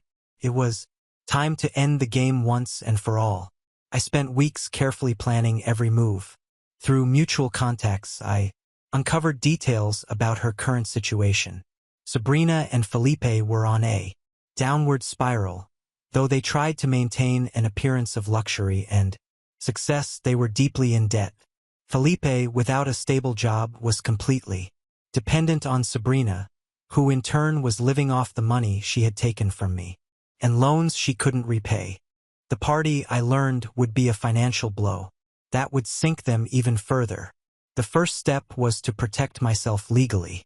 I reviewed my financial situation and discovered that there were still services linked to my accounts that Sabrina was using. I canceled them immediately. My lawyer also helped me file a motion to review the alimony agreement, arguing that she was using the money fraudulently. But that wasn't enough. I wanted to ensure that her social circle knew who Sabrina truly was. I hired a private investigator to gather evidence about her relationship with Felipe and how she had exploited me for years. Photos, messages, witnesses, everything was documented. Armed with this information, I created an anonymous social media profile and started posting the evidence. Every detail was exposed: her betrayal, her lies, and how she lived a life of appearances based on manipulation and deceit. The truth spread quickly, and many of the guests invited to her party began canceling their attendance. On the day of the party, Sabrina tried to carry on with her plans as if nothing had happened. Felipe, however, had already seen the posts and was furious. According to some attendees, during the event, Sabrina tried to defend herself, claiming the accusations were false and that I was a bitter ex-husband. But Felipe, apparently drunk and tired of the lies, lost control and started yelling at her in front of everyone. The argument was so intense that most of the guests left before the event ended. Felipe accused her of ruining his life, manipulating him into a relationship he couldn't sustain, and finally stormed out, leaving her alone in the middle of the chaos. The days that followed were devastating for Sabrina. Her reputation was destroyed, many of her friends abandoned her, and her financial situation worsened. Unable to maintain her lifestyle, she was forced to move back in with her parents, who I heard weren't happy about the situation either. Felipe disappeared from her life soon after their relationship completely collapsed. Once he realized that Sabrina could no longer support the lifestyle he wanted. Felipe, for his part, quickly tried to rebuild his life with another woman. His reputation was also tarnished as it became public knowledge how he had actively participated in betraying me. From what I heard, he tried working on a few projects, but the shadow of his past actions followed him and his success was limited. No one trusts someone who destroys others' lives for personal gain. Carla and Gustavo, Sabrina's parents, also paid the price. For years they had supported their daughter's selfish decisions, defending her behavior and attacking me. But when Sabrina returned home with no money or future, they began facing criticism from their own circle. Even some family members confronted them for not intervening earlier and allowing their daughter to live a life built on lies. And me, I finally found peace. After winning the review of the alimony agreement, I managed to recover some of the money Sabrina had taken from me. Used those funds to focus on my own projects, traveled, met new people, and rediscovered passions I had set aside during my marriage. Most importantly, I learned to set boundaries and never allow anyone to trample on my dignity again. Looking back, I realized that all the pain I went through with Sabrina was a hard but necessary lesson. Her downfall was a consequence of her own actions, and while I didn't set out to destroy her, I had no qualms about defending myself. Life gave me a second chance, and this time I'm making the most of it. Meanwhile, Sabrina and the others continue to deal with the ruins of their own decisions. Justice, in the end, ensured that everyone got what they deserved. Now on to the next story. Story 3. My mom kicked me out of the house 9 years ago to please my stepdad, saying she didn't want to see a reminder of my dad in her house. Now that I'm about to have my daughter, she comes back and says it's my obligation to name my daughter after her as a tribute. My dad passed away way too soon. He was a truck driver, and one day he had an accident. It was really sad for me, especially since my relationship with my mom was already bad at that time. She was cheating on my dad, and I knew about it. One of the reasons my dad worked so much was because he wanted to save enough money to buy a house for the two of us so he could divorce her. Technically, the house we were living in was hers. She never really cared to hide her affair, and I often saw her bring her boyfriend home. After my dad passed, that guy became my stepdad. At first, he tried to act like he was cool with me, and honestly, I talked to him normally because I didn't have much choice. I figured if I had to live with him, we could at least try to get along. But that didn't last long. Little by little, he started telling my mom that he didn't want to raise a kid that wasn't his and so on. I saw it all because they'd argue about it right in front of me. Even though my relationship with my mom wasn't great, I never thought she'd actually kick me out. Well, I was wrong. One day we had an argument because she had taken the money I was saving and gave it to my stepdad. I called her out on it, and that's when she told me I was useless, that she didn't want me in the house anymore, and that I was just a bad reminder of my dad. She said she didn't even understand why I was still there. Thought she was just saying that because she was mad. But no. The next day, my clothes were thrown out of the house, and when I tried to go inside, my stepdad blocked the door and told me I didn't live there anymore. I called a friend, desperate, and he let me stay at his place for a while. After that, I moved to my grandma's house. At first, she wasn't exactly thrilled about having to raise me either, but it was definitely better than living with my mom and stepdad. Little by little, we got to know each other better, and she really became like a mom to me. From there, I finished high school, went to college, dated, got married, and now I'm finally about to have my daughter. I told my grandma the news since we talk almost every day, even though I live far away now. Apparently, she told my mom because the next day my mom called me to talk about it. Mind you, we hadn't spoken in 9 years, so it was definitely weird. She didn't ask anything about me and just jumped straight into talking about my daughter. That's when, out of nowhere, she told me she'd always dreamed of having a granddaughter named after her and was happy her dream would finally come true. I asked her what she was talking about, and she said obviously I was going to name my daughter after her. For context, my great-grandmother did the same with my grandma, and my grandma did it with my mom, so I guess my mom assumed I'd do the same. I told her I wasn't going to do that and that I never planned on continuing that tradition. She asked me what I meant and if I already had a name picked out. Said no, just that I didn't want to name my daughter after her because she didn't mean anything to me anymore and hadn't been my mom for a long time. She said that was ridiculous, that everyone had respected the tradition and it was my obligation to do the same. Since I wanted to be difficult, she said she was coming to my house to settle things and demand her rights. Then she hung up. My grandma called me right after, all worked up, saying my mom was serious, and stopped by her place saying she was coming to my house. So, as I'm writing this, she's on her way. Honestly, I want her to come. I'm ready to say everything I never got to say all these years, so I'm waiting for her eagerly. When I hung up the phone, I stared at the ceiling, feeling a mix of adrenaline and anger coursing through my veins. My mom was really on her way. After 9 years of silence, she thought she could just show up, make demands, and act like she still had any power over me.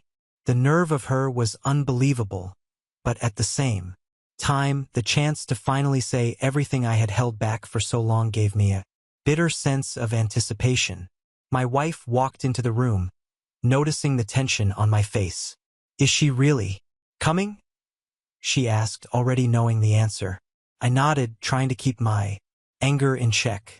She thinks she has the right to demand something like she's been a mother to me or even a presence in my life since she kicked me out. Now, suddenly, because I'm having a daughter, she thinks she can come in here and dictate what I do in my own family. But this time, things are going to be different. I vented. My wife hugged me. You're not alone in this anymore. We'll face this together. I took a deep breath, trying to stay calm. I knew the next few hours were going to be tough, but I was determined not to back down. She was going to learn that she no longer had any control over my life. A few hours passed, and then the sound of a car pulling up in front of the house echoed through the room. I went to the window and saw my mom's old car. The engine was still rumbling like she was ready to storm into my life as a furious whirlwind. My mom stepped out of the car, carrying the same arrogant look she always had, though time had left its mark. She looked worn down, like life hadn't been as kind as she expected after kicking me out. And next to her, of course, was my stepdad, the root of it. Well, he had that same smug look, as if he had won, as if he was the boss of the situation. But this time, things were going to be different. They knocked on the door like they had the right to be there. I opened it, staring them down without a word. So, are you going to let us in, or are we going to settle this here? My mom snapped without even a hello. Her authoritative tone made my blood boil. I wasn't the teenager she could manipulate or intimidate anymore. Come in, I said firmly. But it's not going to go the way you think. They walked in and sat on the couch as if nothing had changed, as if this was a normal family reunion. My stepdad didn't look me in the eye, but he kept that smug grin on his face, like he knew my mom would bend me to her will, just like she always did. So, she started, crossing her legs and leaning forward. Let's get straight to the point. Of course, you're going to follow the tradition and name your daughter after me. That's what's expected, and I'm here to make sure you do the right thing. I laughed, a bitter, angry laugh. Do you have no shame? After kicking me out of your house, calling me useless, and taking everything I had, now you show up and think you have the right to demand anything? What have you done for me in the last 9 years? Not a single call, not a single gesture, and now, because I'm having a daughter, you think you can walk back in here and tell me what to do? You mean absolutely nothing to me. She looked shocked, like she had never imagined I would dare to confront her this way. I'm her mother. You owe me respect. If you think you're just going to ignore our family's tradition. Tradition? I cut her off. What tradition? The tradition of destroying your own family?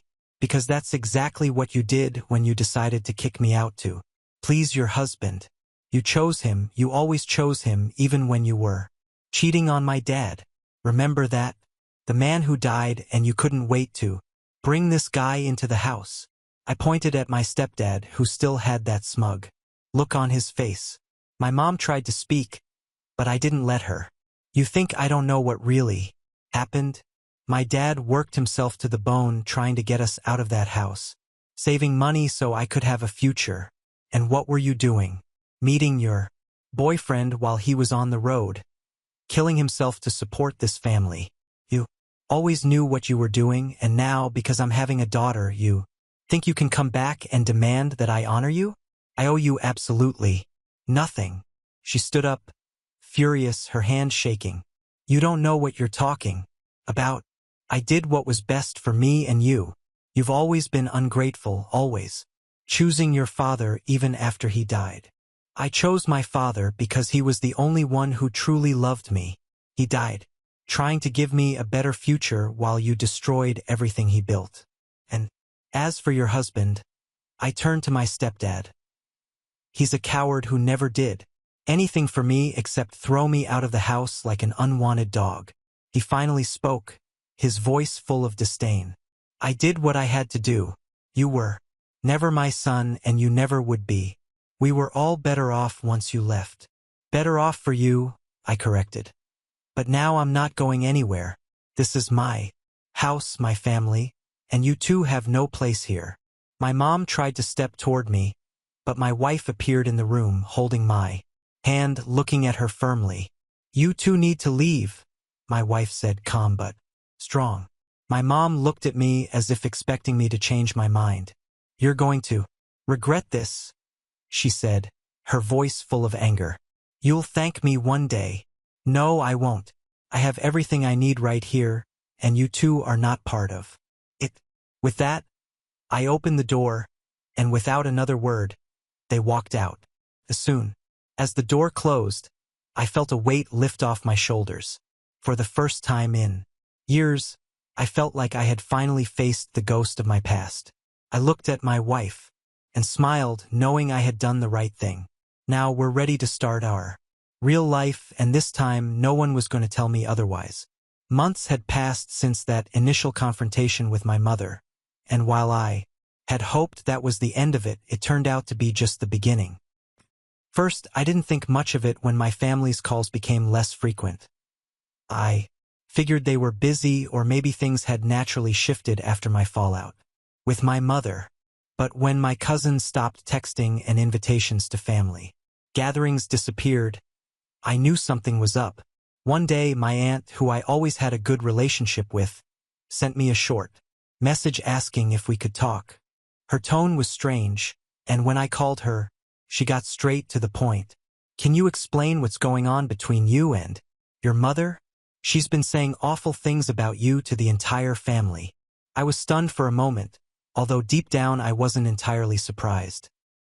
Knew my mother wouldn't take well to losing control over me, but to slander me to the entire family, that was a new level of cruelty. "What exactly has she been saying?" I asked, already bracing myself for whatever twisted version of events she had concocted. My aunt sighed, sounding uncomfortable even repeating it. "She's telling everyone you kicked her out of your house, refused to name your daughter after her out of pure spite, and that you've been an ungrateful, horrible son ever since. She's making it sound like you abandoned her after everything she did for you." That hit me hard. I had spent my entire life trying to survive her emotional abandonment and constant disdain, and now she was painting me as the villain to everyone. I took a deep breath, trying to control the anger rising inside me, and decided it was time to set the record straight. "Let me tell you what really happened," I said calmly, and so I laid out the entire story. I told her everything, from the time when my father was still alive and my mother was openly cheating on him with a man who is now my stepdad, to how she treated me like an unwanted reminder of my father. I explained how she had thrown me out of the house to please her new husband, and how I had been forced to fend for myself, first with friends and then with my grandmother. My aunt was silent as I spoke, processing every detail. When I finished, she let out a long sigh, this time filled with understanding. "I had no idea. Your mother never told this side of the story. I can't believe she kept all this hidden." "Of course she didn't," I replied. "She's always known how to twist things to make herself the victim, but I'm done letting her control the narrative." From that conversation, the truth began to spread within the family. One by one, relatives reached out to me wanting to hear my side of things. Each time I explained everything, holding nothing back, and the more people learned, the more they began to see through my mother's lies. Slowly but surely, she lost the grip she had over our family's perception of her. The turning point came when my grandmother, the most respected figure in the family, decided to step in. She called me and asked me to visit. When I arrived at her house, she looked serious, deep in thought. We sat down in the living room, and she began, "I want to hear what's really going on, because your mother has told me terrible things, but I know there's more to this story." I told her everything, just as I had with the others, but this time in even more detail. I spoke about how my father had sacrificed his health and his life to support us, while my mother betrayed him behind his back. I described how I had been kicked out of the house and left to fend for myself, and how, after years of silence, she had reappeared only to demand something, as if I still owed her anything. My grandmother sat in silence, her eyes filled with a mix of sadness and understanding. When I finished, she took a few moments before speaking. I knew something was wrong, she finally said. Your mother never wanted to talk about what really happened. Now everything makes sense. After that conversation, my grandmother, the most respected person in our family, took a firm stand. She confronted my mother directly, demanding answers about everything she had done. For the first time, my mother had no escape. Her carefully crafted lies had crumbled, and the support she had once enjoyed from the family began to disappear. There were no more excuses left. From that point on, my mother stopped attending family gatherings. The woman who had always been the center of attention was now isolated. As for me, I finally found peace. Over time, my wife and I were able to focus on our life together, raising our daughter with love and respect, the very things I had never truly experienced from my own mother. Every now and then I reflect on everything that happened. Sometimes I catch myself thinking about the concept of what a mother is supposed to be. We grow up believing that mothers are sacred, figures who love us unconditionally and will do anything to protect us. But sometimes reality is far different. Being a mother isn't just about giving birth. It's about being there, supporting, loving, and making sacrifices for your child. My biological mother failed in every one of those aspects. Today, I'm at peace. My mother hasn't spoken to me since, and honestly, I don't miss her. I have a family who truly loves me, who supports me, and who stands by me through everything. My grandmother has remained a strong, loving presence in our lives, and over time, the void my mother left has been filled by the genuine love of those who truly care. If I've learned anything from all of this, it's that family is more than just blood. Family is about who stands by your side, who respects you, and who supports you no matter what. And now I'm finally living that truth. Now on to the next story. Story 4. My name is Leo. I'm 27, and for as long as I can remember, I've been the background character in my own family story. I'm the quiet one, the responsible one, the one who never causes trouble, but also never seems to deserve any recognition. My parents and my younger brother Marcus always had this way of orbiting around each other, loud, demanding, and constantly expecting me to just accept whatever role they assigned me. I used to tell myself I didn't mind, that being overlooked meant I could avoid the drama. But the truth is, being invisible in your own home eats away at you until it's all you think about. Marcus was always the golden child. He's 2 years younger, but from the moment he kicked a soccer ball, he was the star. My parents went to every one of his games, screamed from the sidelines, and hosted parties for his achievements. When I came home with good grades, they'd nod and say, "That's expected." When Marcus scored 1 goal, even if his team lost, it was like a holiday. Birthdays were the same. His would be a parade of balloons, cakes, and expensive gifts. Mine were usually dinner at home and maybe a sweater I didn't want. It wasn't the lack of things that hurt. It was the message that my efforts were ordinary, while his were extraordinary. I tried to play it off. I tried to be supportive. I didn't want to be the jealous brother. But inside, I carried this quiet ache. Every time they brushed me aside. Still, I kept pushing myself through college, through internships, through sleepless nights working on projects that no one in my family ever asked about. While Marcus partied his way through university, I was grinding. And even though they didn't see it, I knew deep down that one day it would matter. That day came when I got nominated for an award in my field. It wasn't some small recognition either. It was the kind of award that could change the trajectory of my career. Months of hard work, late nights, and sacrifices had led to this moment. For once, something big had my name on it, and I wanted my family to be there. Against my better judgment, I reached for my phone and typed a message into the family group chat. "I'm receiving an award tonight. It would mean a lot if you came." I hesitated before pressing send, part of me already knowing how this might play out, but still hoping that maybe, just maybe, they'd surprise me. The typing bubble appeared almost immediately. It was Marcus. "We're going to a concert instead," he wrote. Just like that. No hesitation, no consideration, not even a question about what kind of award it was. Concert. Some band he probably wouldn't even remember in a month. Before I could even process the sting of that, my mom chimed in.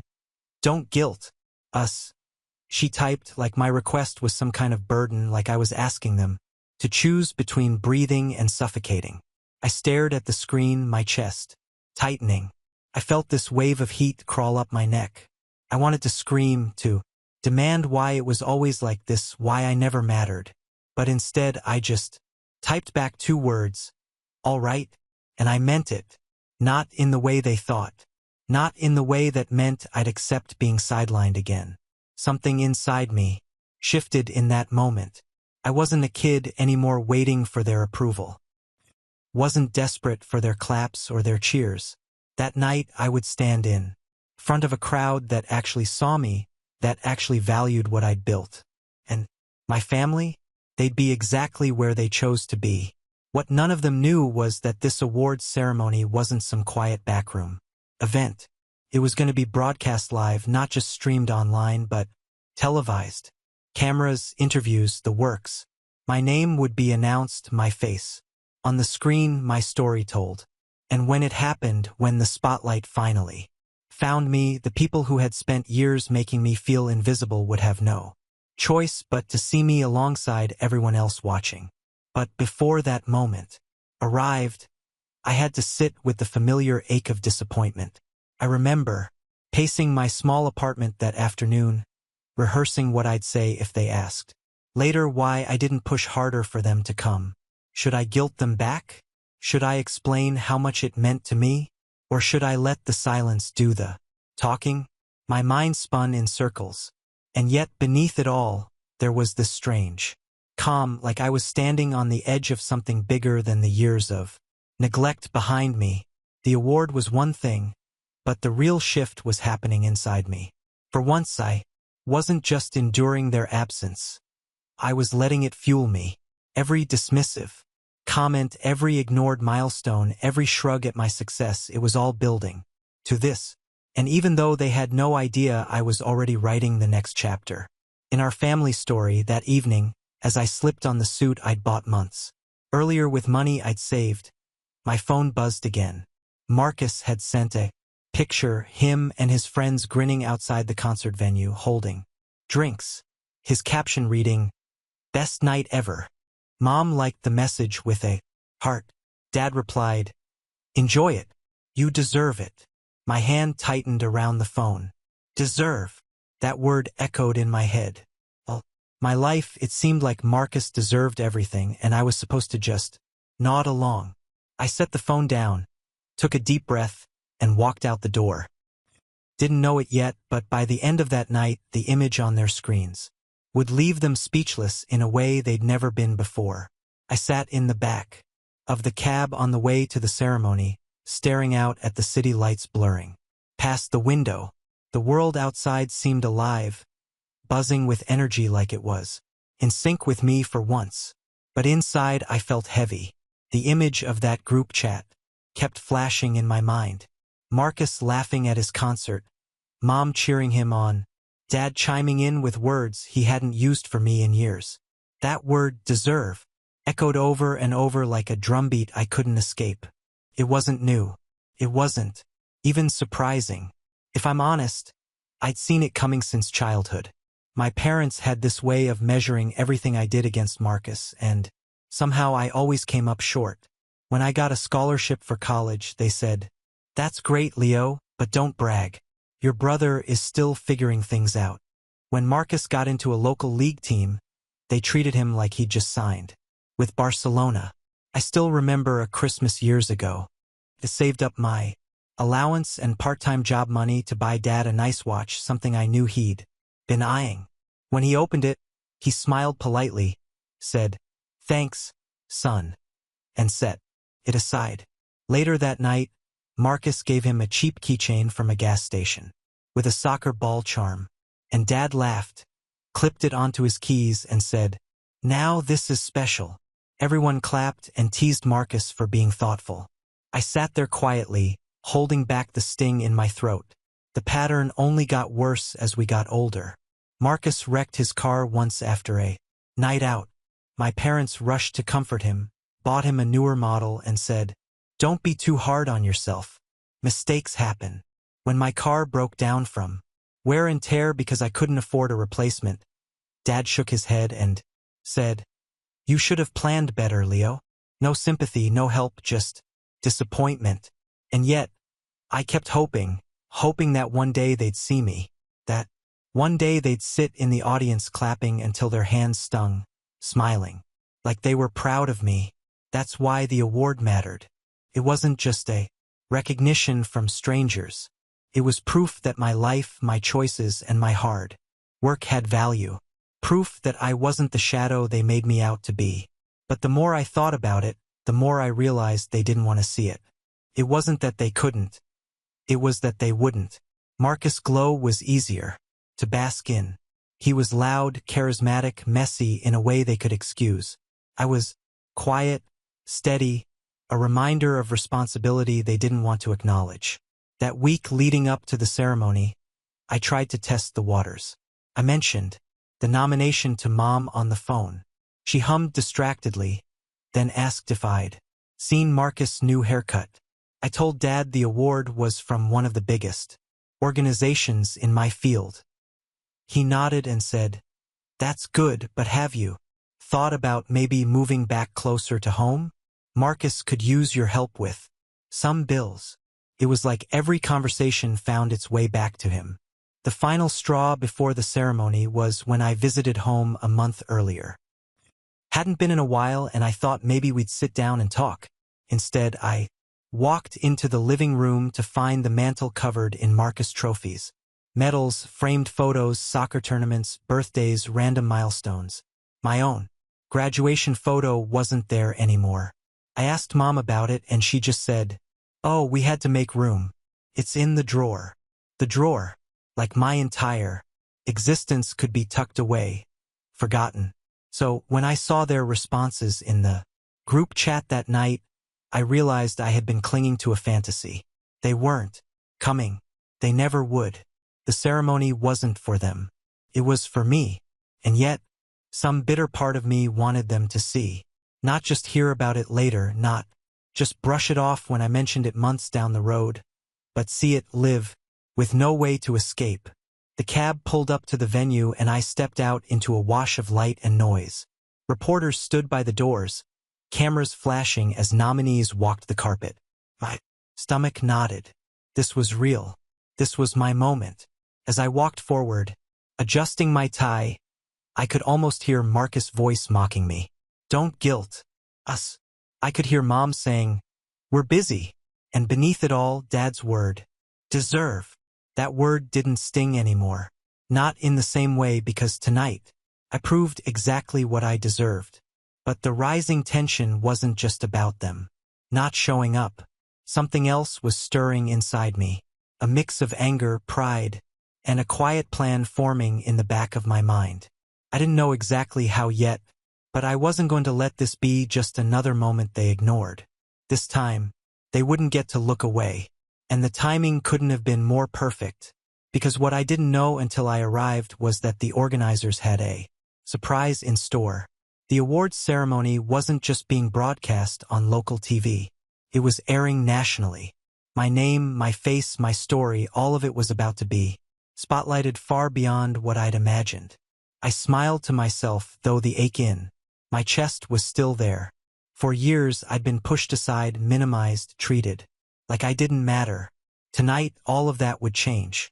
Not because they wanted it to, but because they wouldn't have a choice. And as I stood in line waiting to check in, I pulled out my phone one more time. I stared at the family group chat, at Marcus' photo from the concert, at Mom's heart reaction, at Dad's words. My fingers hovered over the keyboard. Part of me wanted to send them one last message, a final chance, something simple like, "It's being televised." But then I stopped. No, let them find out the way the rest of the country would. Slipped the phone back into my pocket, straightened my shoulders, and walked inside. The ceremony had this surreal energy, almost dreamlike. I'd been to events before, but nothing like this. Cameras sweeping across the crowd, flashes of light, people in sharp suits and elegant dresses, everyone buzzing with anticipation. As I checked in, they handed me a small envelope with my seat number and a badge with my name on it in bold letters, Leo Harrison, nominee. I turned it over in my hands, letting the weight of it sink in. I should have felt pure excitement, but something gnawed at me. That gnawing turned into a sharp twist when I glanced at my phone again just before the ceremony started. The family group chat lit up with notifications. Marcus had posted a string of pictures from the concert, him beaming with his arm around his friends, holding beers and plastic cups. Another photo of the stage lights, another of him posing with some band member he probably begged for a selfie with. He captioned one, "Best night of my life." I scrolled further. Mom had commented, "So proud of you, sweetheart," followed by clapping emojis. Dad added, "You earned this, son. Nothing like making memories." That was the moment. That was the knife. Not just the fact that they didn't show up for me, but that they were celebrating Marcus night like it was some grand accomplishment. I sat there in my tailored suit with months of effort about to culminate in one of the most important nights of my life, and my own parents couldn't be bothered to notice. Worse, they were spending their words of pride on him, on a random concert, on something fleeting. My chest tightened. I thought back to every little slight, every moment I'd brushed off. My graduation picture, stuffed in a drawer. The cheap keychain treated like a treasure, while my carefully chosen gift was ignored. The time I told Dad I'd landed my first job out of college, and he barely looked up from the TV before asking if Marcus needed help with rent. I'd swallowed all of it quietly because I thought maybe someday it would be different. But staring at those messages, I realized the truth. It was never going to be different. The betrayal wasn't just in their absence. It was in the way they made it clear that no matter what I did, I'd never be enough. Not compared to him. They didn't just overlook me. They actively chose to invest their pride, their love, their words of encouragement somewhere else. And this wasn't childhood anymore. I wasn't a kid hoping for approval. I was a man sitting in a room filled with people who actually respected what I'd accomplished, while my family cheered from the sidelines of someone else's life. The ceremony began. Lights dimming, music swelling. My thoughts should have been on the stage, on the speeches, on the possibility of hearing my name called, but all I could see was that group chat. My brother's grin, my parents' applause. Not for me, but for him. I felt my hands tremble slightly as I set the phone face down on my leg. I took a breath, but it didn't calm me. The sting turned into a burn, and the burn into something sharper. My trust in them, what little I had left, was gone. Something inside me shifted that night, hard and permanent. I wasn't just disappointed anymore. I was done. It was almost poetic in a cruel way. At the exact moment I was on the cusp of being seen by the world, the people who should have been my first and loudest cheerleaders proved once again that they never would be. The contrast was unbearable. It was like watching two versions of my life collide, the one where I was invisible at home and the one where I was finally recognized outside of it. I didn't know it then, but that moment, the sight of my family showering Marcus with pride while I sat alone in that ballroom, was the breaking point, the emotional line I could never cross back over. From that point on, everything I did, everything I planned, everything that was about to unfold, it wasn't about winning them over anymore. It was about something else entirely. And as the announcer walked onto the stage, the cameras panning across the audience, I leaned back in my chair, eyes fixed on the bright lights above. My jaw tightened, and I felt a strange calm wash over me. If they weren't going to see me by choice, then they'd see me by force. The ceremony unfolded like a dream, but inside I was drowning. I sat there in a room filled with strangers applauding speeches, the clink of glasses echoing, and I felt like I was split in two. On the outside, I smiled when the cameras panned past, clapped politely for other winners, and nodded at the conversations happening around me. On the inside, I was spiraling. When they called my name, yes, my name, I walked onto that stage and accepted the award with my hands steady and my voice clear, but I barely heard myself. I remember flashes, the blinding lights, the weight of the trophy in my hand, the crowd rising in a standing ovation. I must have said something coherent because later people congratulated me on how inspiring my words had been. But in that moment, my mind was stuck somewhere else. It wasn't on the applause in front of me. It was on the silence behind me, the absence of the only people who should have been there. As I stood there holding that award, a piece of me broke off like a rope, finally snapping after years of strain. The little boy who wanted his parents to say, "We're proud of you," died quietly on that stage. The night ended in celebration. There were photos, interviews, new connections. Everyone around me was smiling, shaking my hand, telling me I had a bright future ahead. And yet, when I got back to my apartment, the walls felt colder than ever. I set the award on my desk and just stared at it. It should have felt like triumph. Instead, it felt like ashes in my mouth. I opened my phone. Of course, the family chat was still buzzing.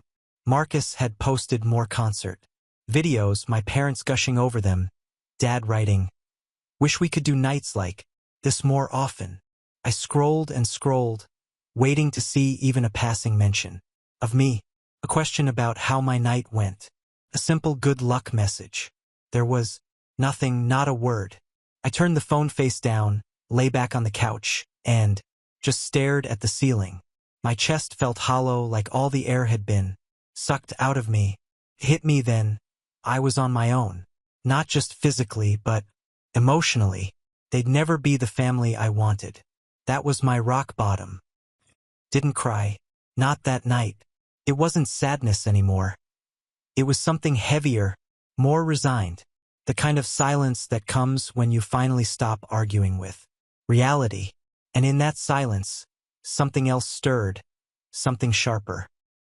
Thought back on all the times I had bent myself into knots trying to earn their approval. The late-night phone calls where I'd downplay my own achievements so Marcus wouldn't feel overshadowed. The weekends I'd spend helping Dad with chores around the house while Marcus went off to parties, only to be told later that, "Your brother has so much on his plate, you should be more supportive." The birthdays, the graduations, the job offers, moments where I should have been celebrated but was always told to keep it down, not make things about me. It all replayed in my head like a cruel highlight reel. And then came the realization that shook me to my core. I had wasted years, begging for scraps of validation that would never come. That was the moment the planning began. Not consciously at first, but quietly, like seeds being planted. In the dark. I didn't think, how do I get revenge? Not yet. It started. Simpler. I thought, how do I step away? How do I build something so far beyond them that they can never touch it, never diminish it, never stuff it in a drawer? The answer wasn't immediate. It wasn't even clear. But the shift had started. I could feel it in the way I looked at the award on my desk, not as a prize but as a reminder that I didn't need them to make me visible, that I was capable of being seen, whether they wanted to acknowledge it or not. The next few weeks were some of the hardest of my life. Every family call I ignored, every group chat notification I silenced, it was like tearing muscle from bone. I'd been conditioned for years to chase their approval, and walking away felt unnatural, painful. But every time I reached for my phone to respond, I forced myself to stop. They didn't notice. Not really. Mom sent a few casual messages, mostly about Marcus games. Dad forwarded articles he thought I'd find useful, never once asking about my work. Marcus filled the chat with photos of his nights out, new clothes, random jokes. Nobody asked how I was doing. Nobody mentioned the award. And in that void, in that suffocating silence, I started to build. I buried myself in work, not as an escape, but as fuel. I started taking meetings I'd been too hesitant to schedule before. I reached out to mentors I'd been shy about contacting. I said yes to opportunities that scared me. Every night I told myself, this is for me, not for them. But deep down, another voice whispered, one day they'll see. One day they won't be able to ignore you. That thought scared me at first because it sounded bitter, vengeful. But the more I sat with it, the more it felt like clarity. I wasn't plotting their downfall, not then, but I was done protecting them from the truth. Done letting their neglect define me. Done pretending their favoritism didn't matter. And though I couldn't see the full picture yet, I knew one thing with certainty. When the moment came, I wouldn't let it pass quietly. The shift in me didn't happen overnight. It was subtle, almost invisible at first. But in the weeks and months after the award, I began to notice the changes stacking up like bricks, each one forming a wall between the old me, the one who lived for scraps of recognition from my family, and the new me, who didn't need them anymore. It started with opportunities that came pouring in. After the ceremony, the award had put my name in the spotlight, and suddenly, doors that once felt bolted shut cracked open. Companies reached out. People I admired asked to collaborate, and mentors who barely noticed me before were calling me directly. At first, I felt like an imposter, like maybe I didn't belong in these conversations. But slowly, I realized something I'd never allowed myself to believe. I had earned all of it.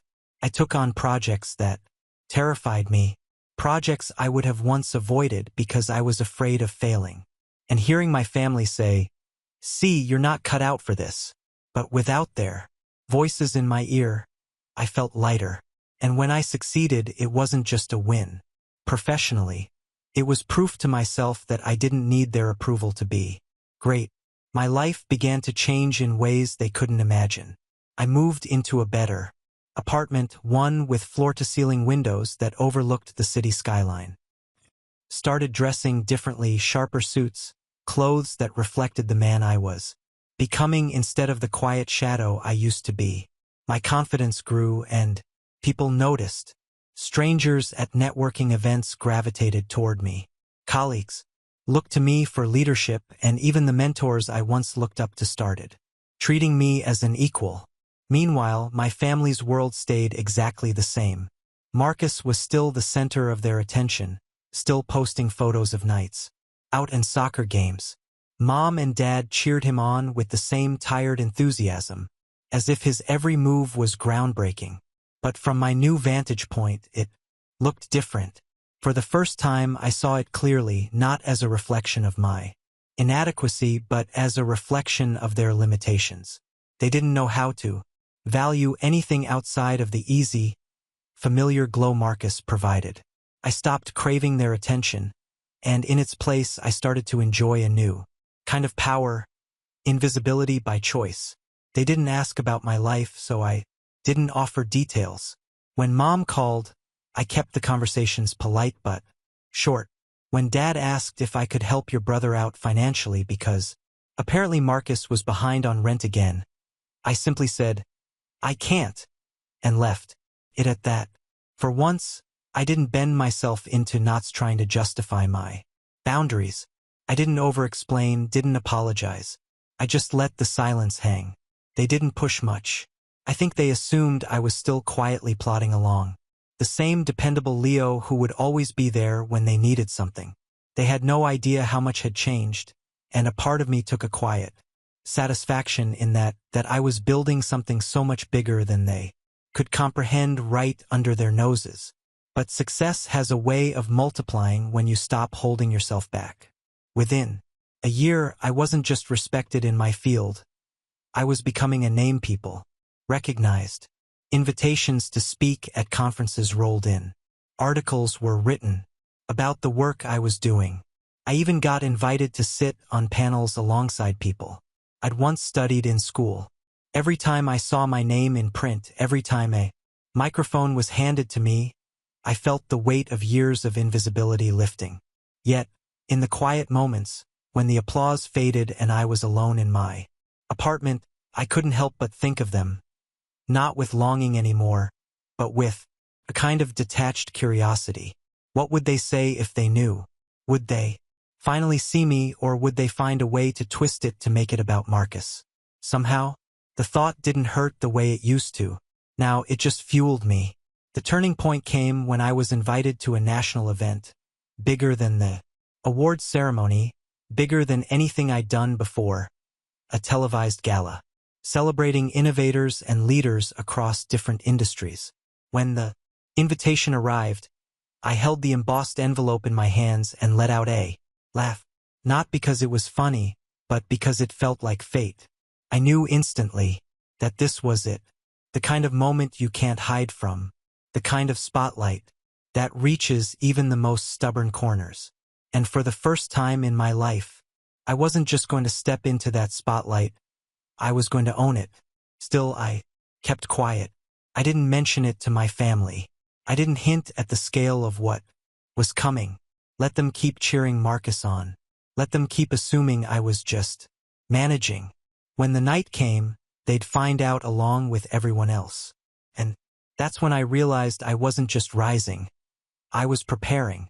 Slowly, quietly, I was setting the stage for something bigger than success.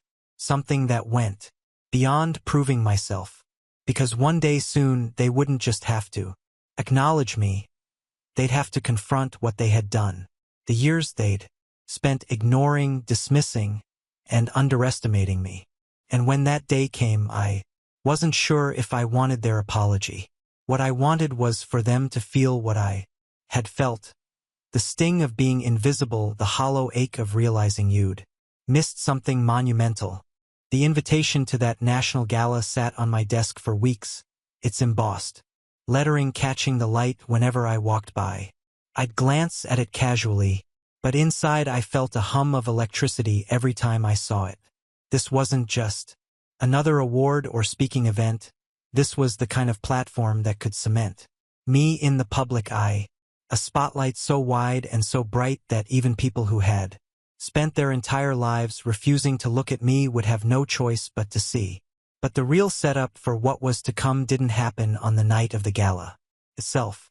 It began months earlier when the opportunities from my awards snowballed into something larger than I could have imagined. One of the companies I partnered with after my first big recognition was a media group, a powerful one, with connections across TV, print, and online platforms. First, it was just a collaboration. I'd contribute to their projects, provide expertise, and in return, they'd give me visibility. But as time went on, I realized they weren't just interested in what I could provide. They were interested in me, my story, my perspective, my ability to connect with an audience. It was a strange shift to go from being overlooked by my own family to suddenly being sought after by strangers with influence. I remember sitting in a glass-walled office one afternoon, the city stretching behind me, as one of the executives leaned forward and said, "Leo, people don't just respect your work. They relate to you. That's rare. Have you thought about what you could do with a bigger platform?" That sentence stuck with me. A bigger platform. Not just recognition within my field, but something beyond it. Something public, visible. And for the first time, I saw how all the years of being silenced and dismissed could actually become fuel. If I leaned into it, if I let the world hear the story I'd lived through, people might see themselves in me. Over the next few months, I started accepting interviews, podcasts, magazines, panels. At first, I kept my answers strictly professional, talking about my work, my projects, my goals. But slowly, I began to open up. I spoke about resilience, about being underestimated, about working in silence when no one believes in you. I didn't name my family, of course, but I didn't need to. The message resonated on its own. The response shocked me. People flooded my inbox with messages. I felt invisible, too.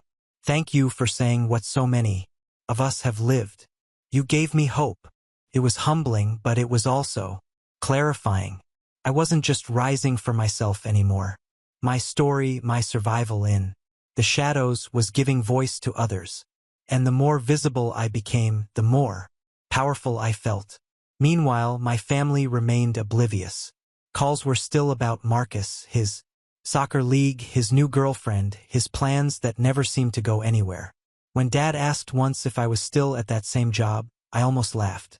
He had no idea that I'd been promoted twice or that my name had appeared in major publications. Mom complained that I didn't visit enough, that Marcus missed me. Every conversation was a rerun of the same script. Their world was too small to notice the one I was quietly building outside of them. And I let them stay blind. I didn't correct them, didn't brag, didn't hint. The silence became my weapon. Then came the meeting that changed everything. The organizers of the National Gala invited me not only to attend, but to receive a special recognition, a Lifetime Achievement Award, despite my age, for the groundbreaking work I'd done in my field.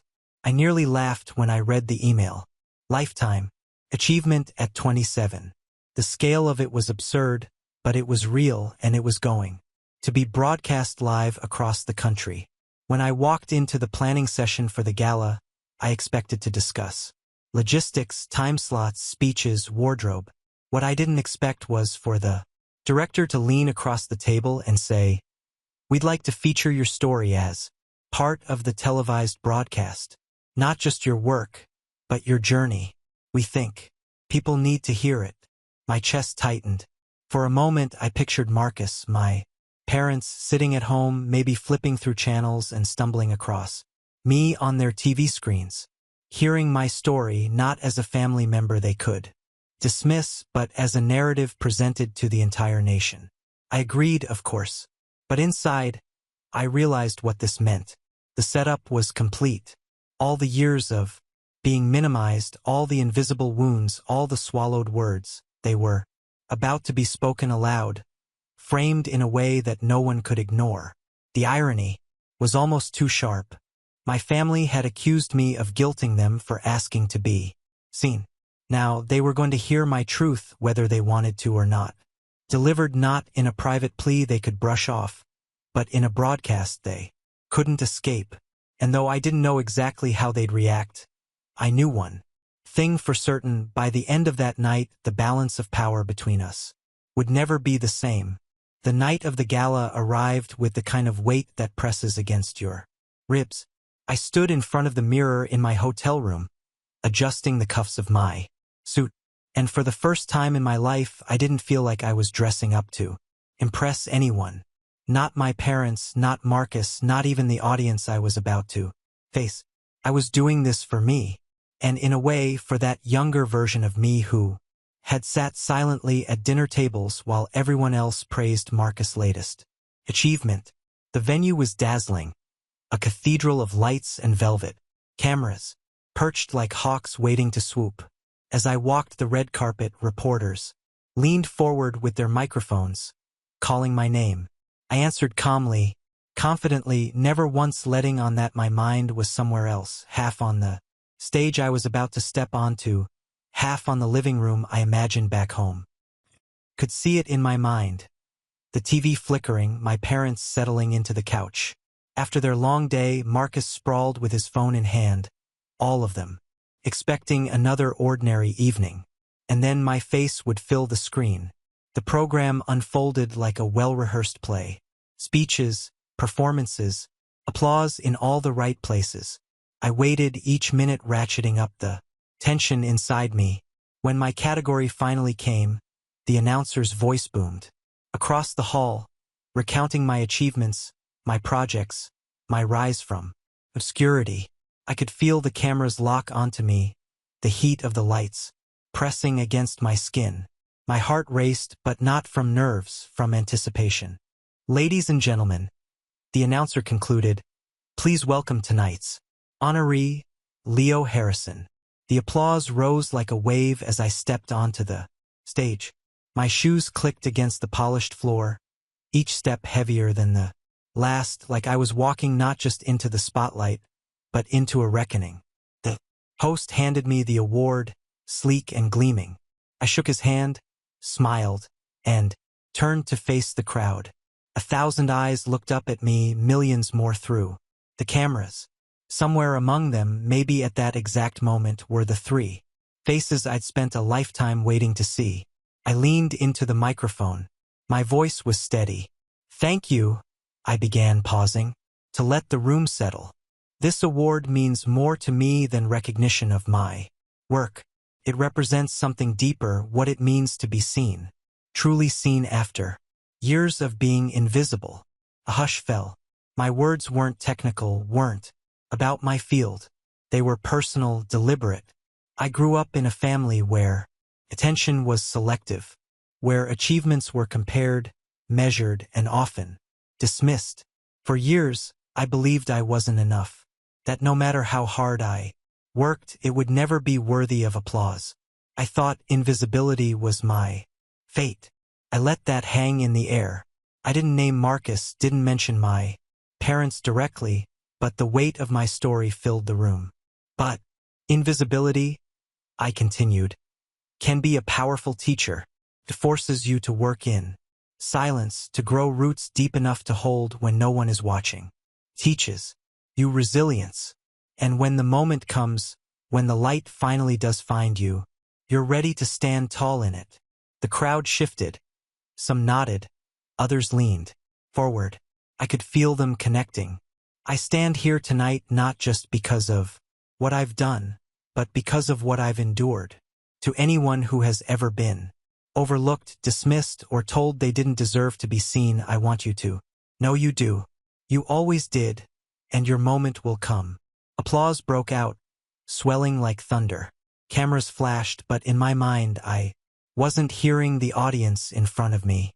I was picturing the silence back home, the stunned expressions, the tightening jaws, the realization that the son and brother they'd ignored was now speaking not just to them, but to an entire nation. The speech wasn't about revenge in the loud, vengeful sense. It was calm, measured, almost tender, but that's what made it sting sharper. I hadn't lashed out. I hadn't begged. I had simply laid out the truth they had spent years denying, and delivered it in a way that millions of others applauded. As I stepped off the stage, award in hand, I knew the execution was complete. The revenge wasn't in humiliating them directly. It was in making sure that when they looked at that screen, they couldn't escape the reality. I had risen, without them, above them, beyond them, and they had missed it.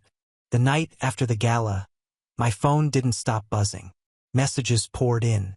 Colleagues, mentors, even strangers who had watched the broadcast. People told me my words had moved them, that they saw themselves in my story.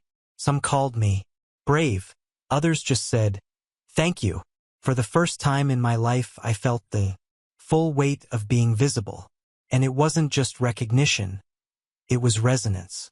But among the dozens of glowing notifications, 3 stood out. The family group chat.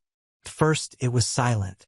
I imagined the shock that must have rippled through their living room when my face appeared on national TV speaking truths they'd spent years ignoring. Then finally, a message appeared from Mom. "Leo, why didn't you tell us it was such a big event?" I stared at it, letting the words sink in. Not "we're proud of you," not "we're sorry we missed it." Just the same deflection, the same refusal to take responsibility, as if the burden was on me for not forcing them to care. Second message followed, this time from Dad. "You made us sound like terrible parents on live television. Do you realize what people will think?" I let out a laugh. Not bitter, not angry, just a small, disbelieving laugh. Even now, their first instinct was to worry about appearances, about how they were seen, not about what they had done. Then Marcus chimed in, "Wow, bro, a little dramatic, don't you think? You made it sound like we ignored you your whole life." Chill. It's not that deep. That was the moment, the final nail. I felt a clarity wash over me so sharp. It was almost peaceful. They hadn't changed. They never would, and I didn't need them to. I didn't reply to the group chat. Instead, I typed 3 separate messages. To Mom. I spent years begging to be noticed. Last night, I finally was. You had your chance. To Dad. You're right. People will think you were terrible parents. That's because you were. And to Marcus. It was that deep. Always was.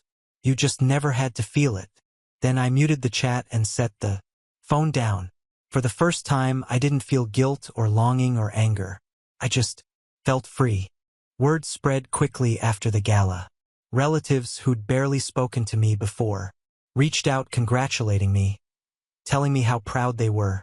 Old teachers emailed saying they'd watched me on TV and remembered the quiet kid who sat in the back of the classroom. Even neighbors sent notes saying they had no idea I'd accomplished so much. My parents, they couldn't escape it. Their friends saw the broadcast. Their coworkers mentioned it.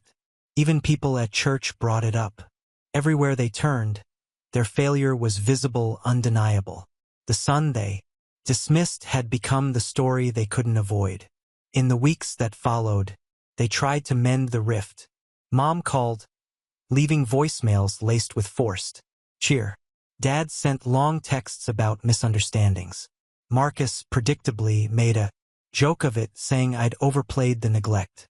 But the difference now was simple. I didn't answer, not with silence born of defeat, but with silence born of choice.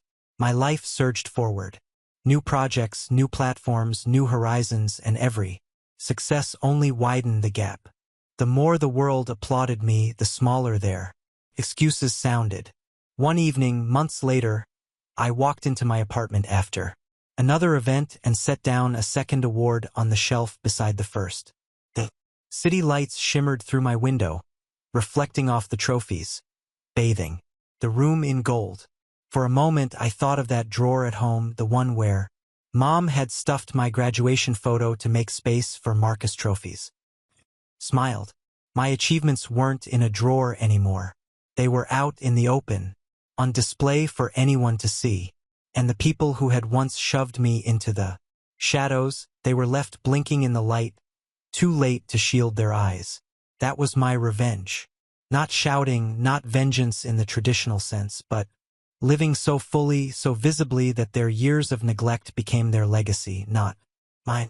I poured myself a glass of wine, stood by the window, and let the quiet of the city night settle around me. For the first time, I didn't feel invisible. Didn't feel like I was waiting for anyone to clap. Now on to the next story. Story 5. I'm Alex, 28 years old. And if you asked my family to describe me, you'd probably get a chorus of sighs, dismissive chuckles, and a few half-hearted attempts to change the subject. I was always the quiet one, the dreamer that doesn't have a job guy, and for most of my life I let them say whatever they wanted, kept my head down, and focused on building something they'd never understand.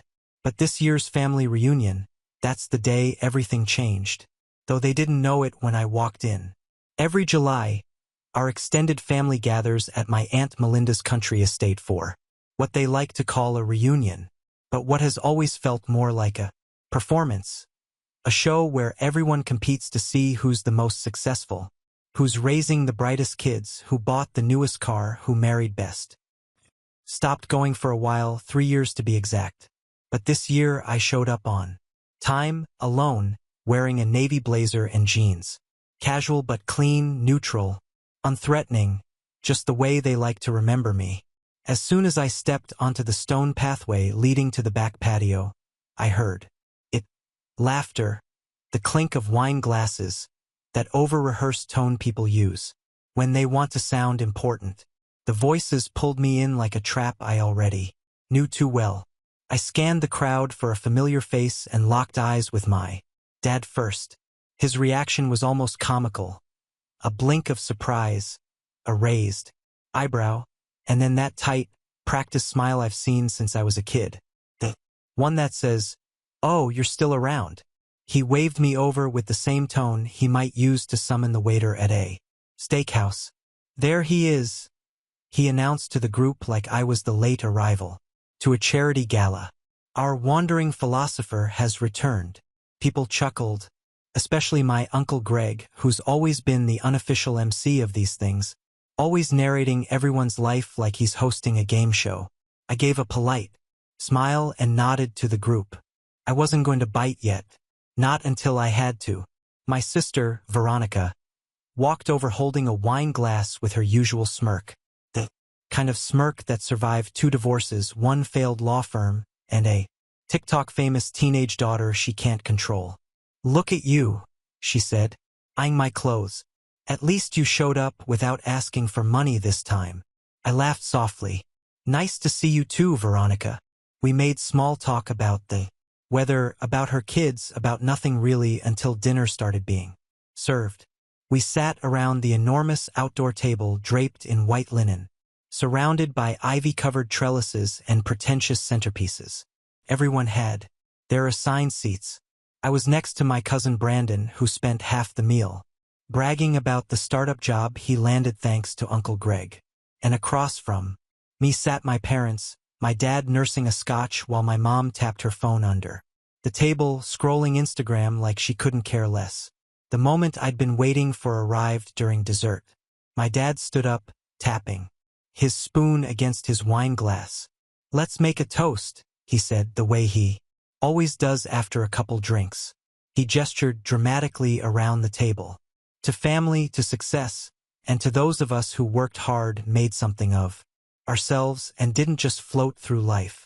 He paused and looked directly at me. "Let's toast to the kid who still hasn't done anything worth mentioning."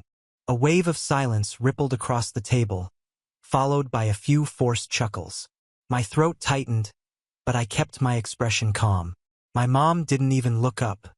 Veronica leaned in and added with her signature sneer, "At least he showed up, without asking for money this time." It was the kind of moment that could have broken me 5 years ago.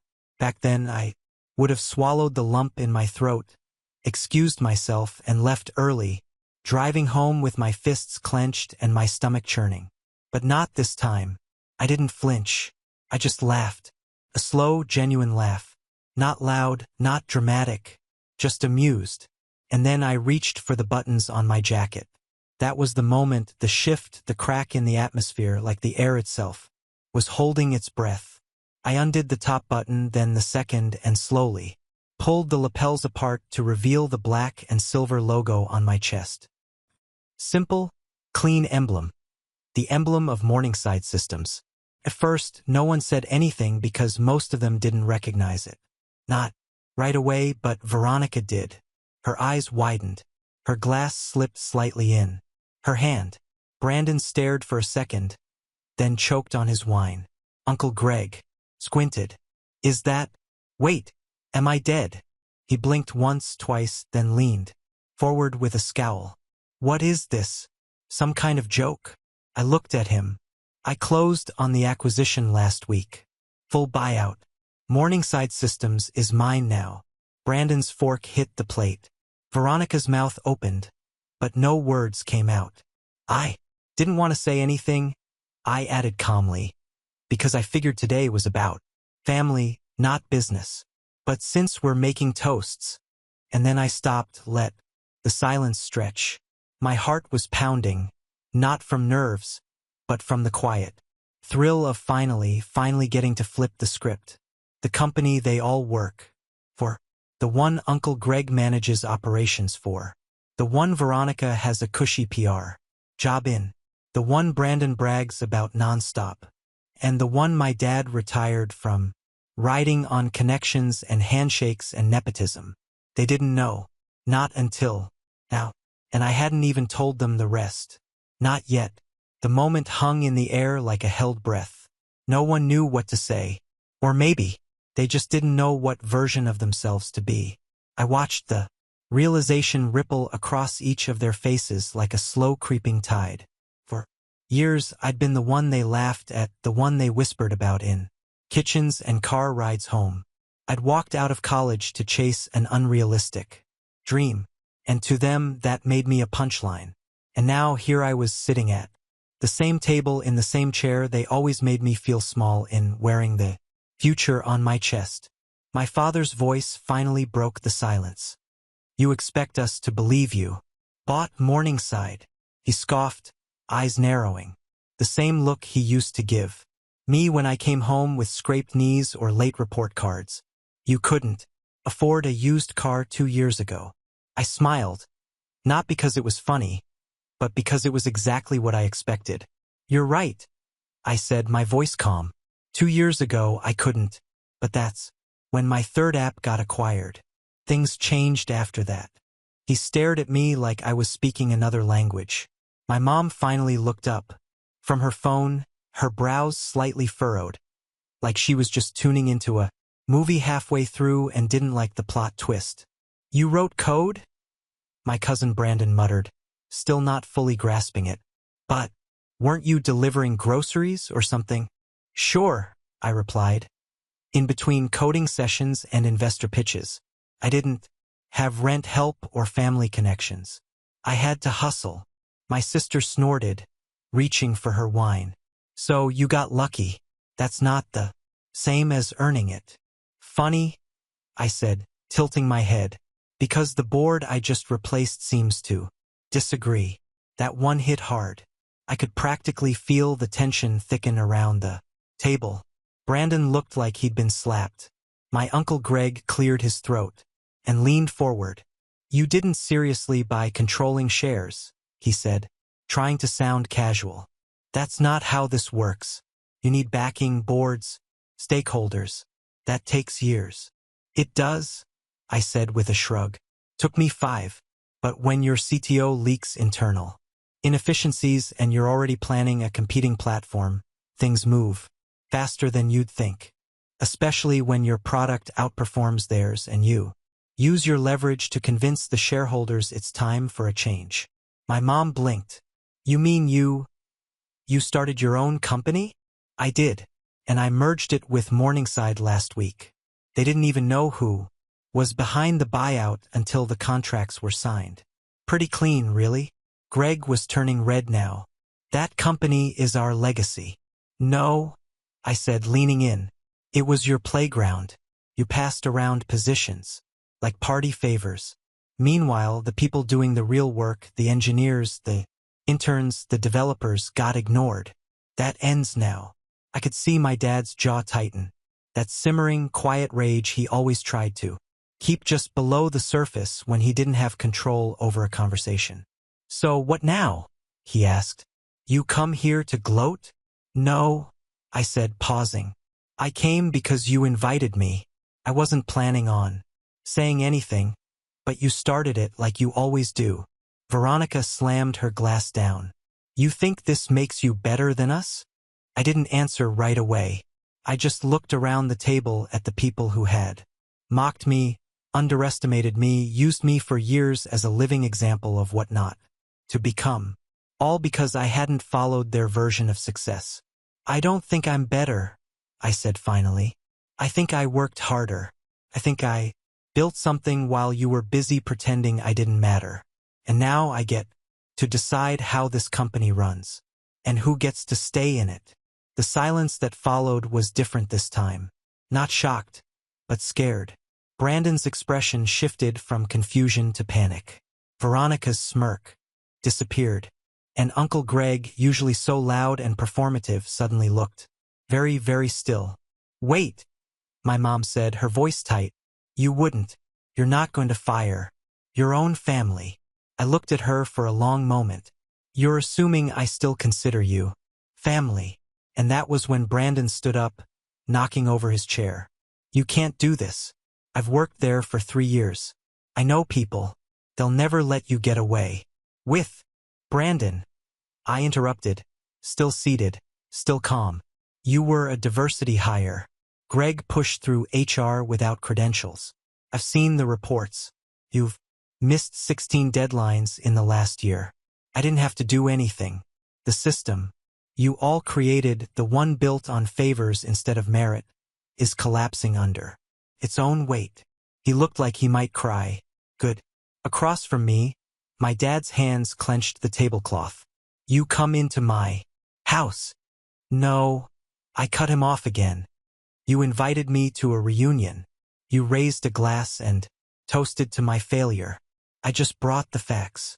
I slowly stood up, brushing the jacket back over the logo as I straightened. I'm not here to humiliate you, I said. But I am here to make one thing clear. You don't get to define me anymore. Not with your toasts. Not with your silence. Not with your smug little jokes.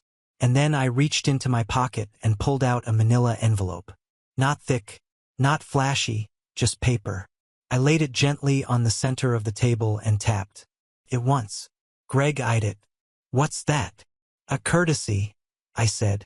Inside are preliminary transition memos, departmental reviews, new leadership structures.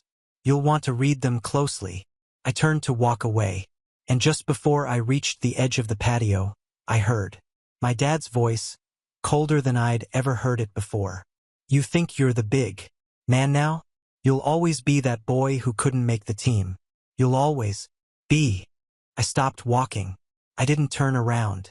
I just said, loud enough for everyone to hear, then it must be killing you to realize your job depends on that boy. Now. And I kept walking. I didn't look back as I walked down the driveway past the row of polished cars. They'd all parked like trophies.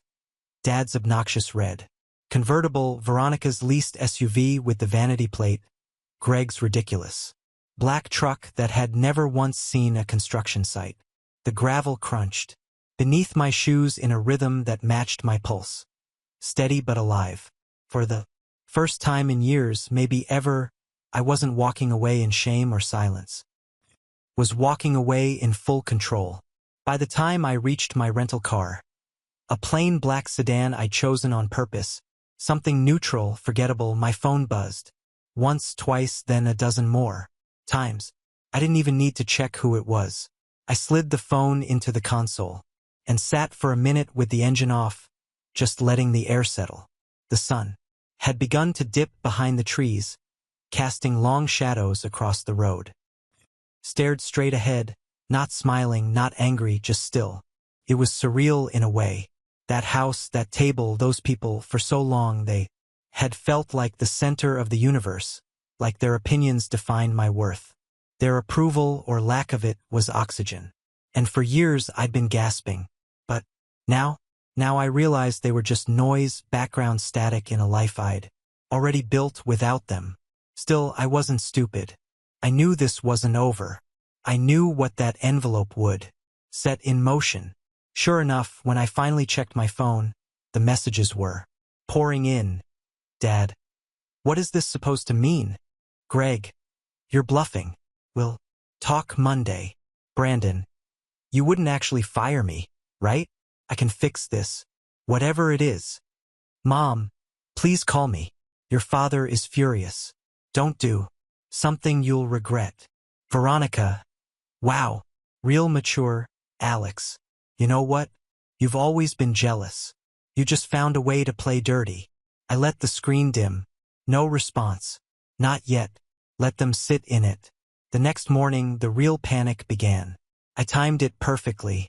My legal team sent the formal restructure notices at 9:01 a.m. Department heads were informed of new reporting lines. Executive review audits were triggered not by me personally, but by the internal oversight panel I'd installed during the merger. A few of the names on the audit list were, unsurprisingly, sitting at that reunion table the night before. By 10:15, Greg had emailed me directly. A full-page rant about betrayal, family, legacy, and crossing lines. I skimmed it, flagged it for my legal team, and archived it. At 11:02, HR forwarded me a resignation letter from Veronica. Was short, no apology, just a calculated exit, the kind someone sends when they think they can beat you to the punch. By noon, my mom had called 4 times. Didn't pick up. She tried texting instead. Whatever you think you're doing, just remember we're your family. This company is all we have. I stared at that message for a while. All we have. funny how they'd never considered me part of that equation until now, until I had the power to take it away. But it wasn't about revenge. Not really. I wasn't trying to humiliate them, at least not at first. I was just trying to hold them accountable. I gave them something they never gave me, the benefit of the doubt, a chance to act with dignity. They didn't take it, and so things escalated. On Wednesday, Brandon showed up unannounced at my office building. He didn't make it past the front desk. My assistant called ahead to ask if I wanted to let him up. I said no, but I watched the security footage later. He looked lost, like a kid who'd lost his mom in the grocery store. On Thursday, Uncle Greg scheduled a shareholder emergency meeting. He tried to challenge the merger, tried to rally the old board against me. He failed. Every document had been airtight, every vote accounted for, every move backed by performance metrics that made the old regime look lazy, outdated, and incompetent. They didn't just lose, they watched themselves lose. And then on Friday morning, I got a call from my dad. He hadn't called in years. Not even when I was in the hospital with a collapsed lung 2 years ago. Not when I launched my first app. Not when I moved cities or changed numbers. Not when I won the innovation grant that got me national press. But now he needed something. I let the phone ring until voicemail picked up. He didn't leave one. But 20 minutes later, I got a message. It wasn't a paragraph. Wasn't even a sentence. Just 2 words. Let's talk. No punctuation, no warmth. It was like a man trying to put out a fire without admitting he ever lit the match. I didn't respond. Not right away. I needed to think, because part of me, the kid who used to sit outside his office door, waiting to be noticed, still wanted him to say more. Still wanted to hear just once, "I'm proud of you." But another part of me, the man I'd become, knew better. This wasn't pride.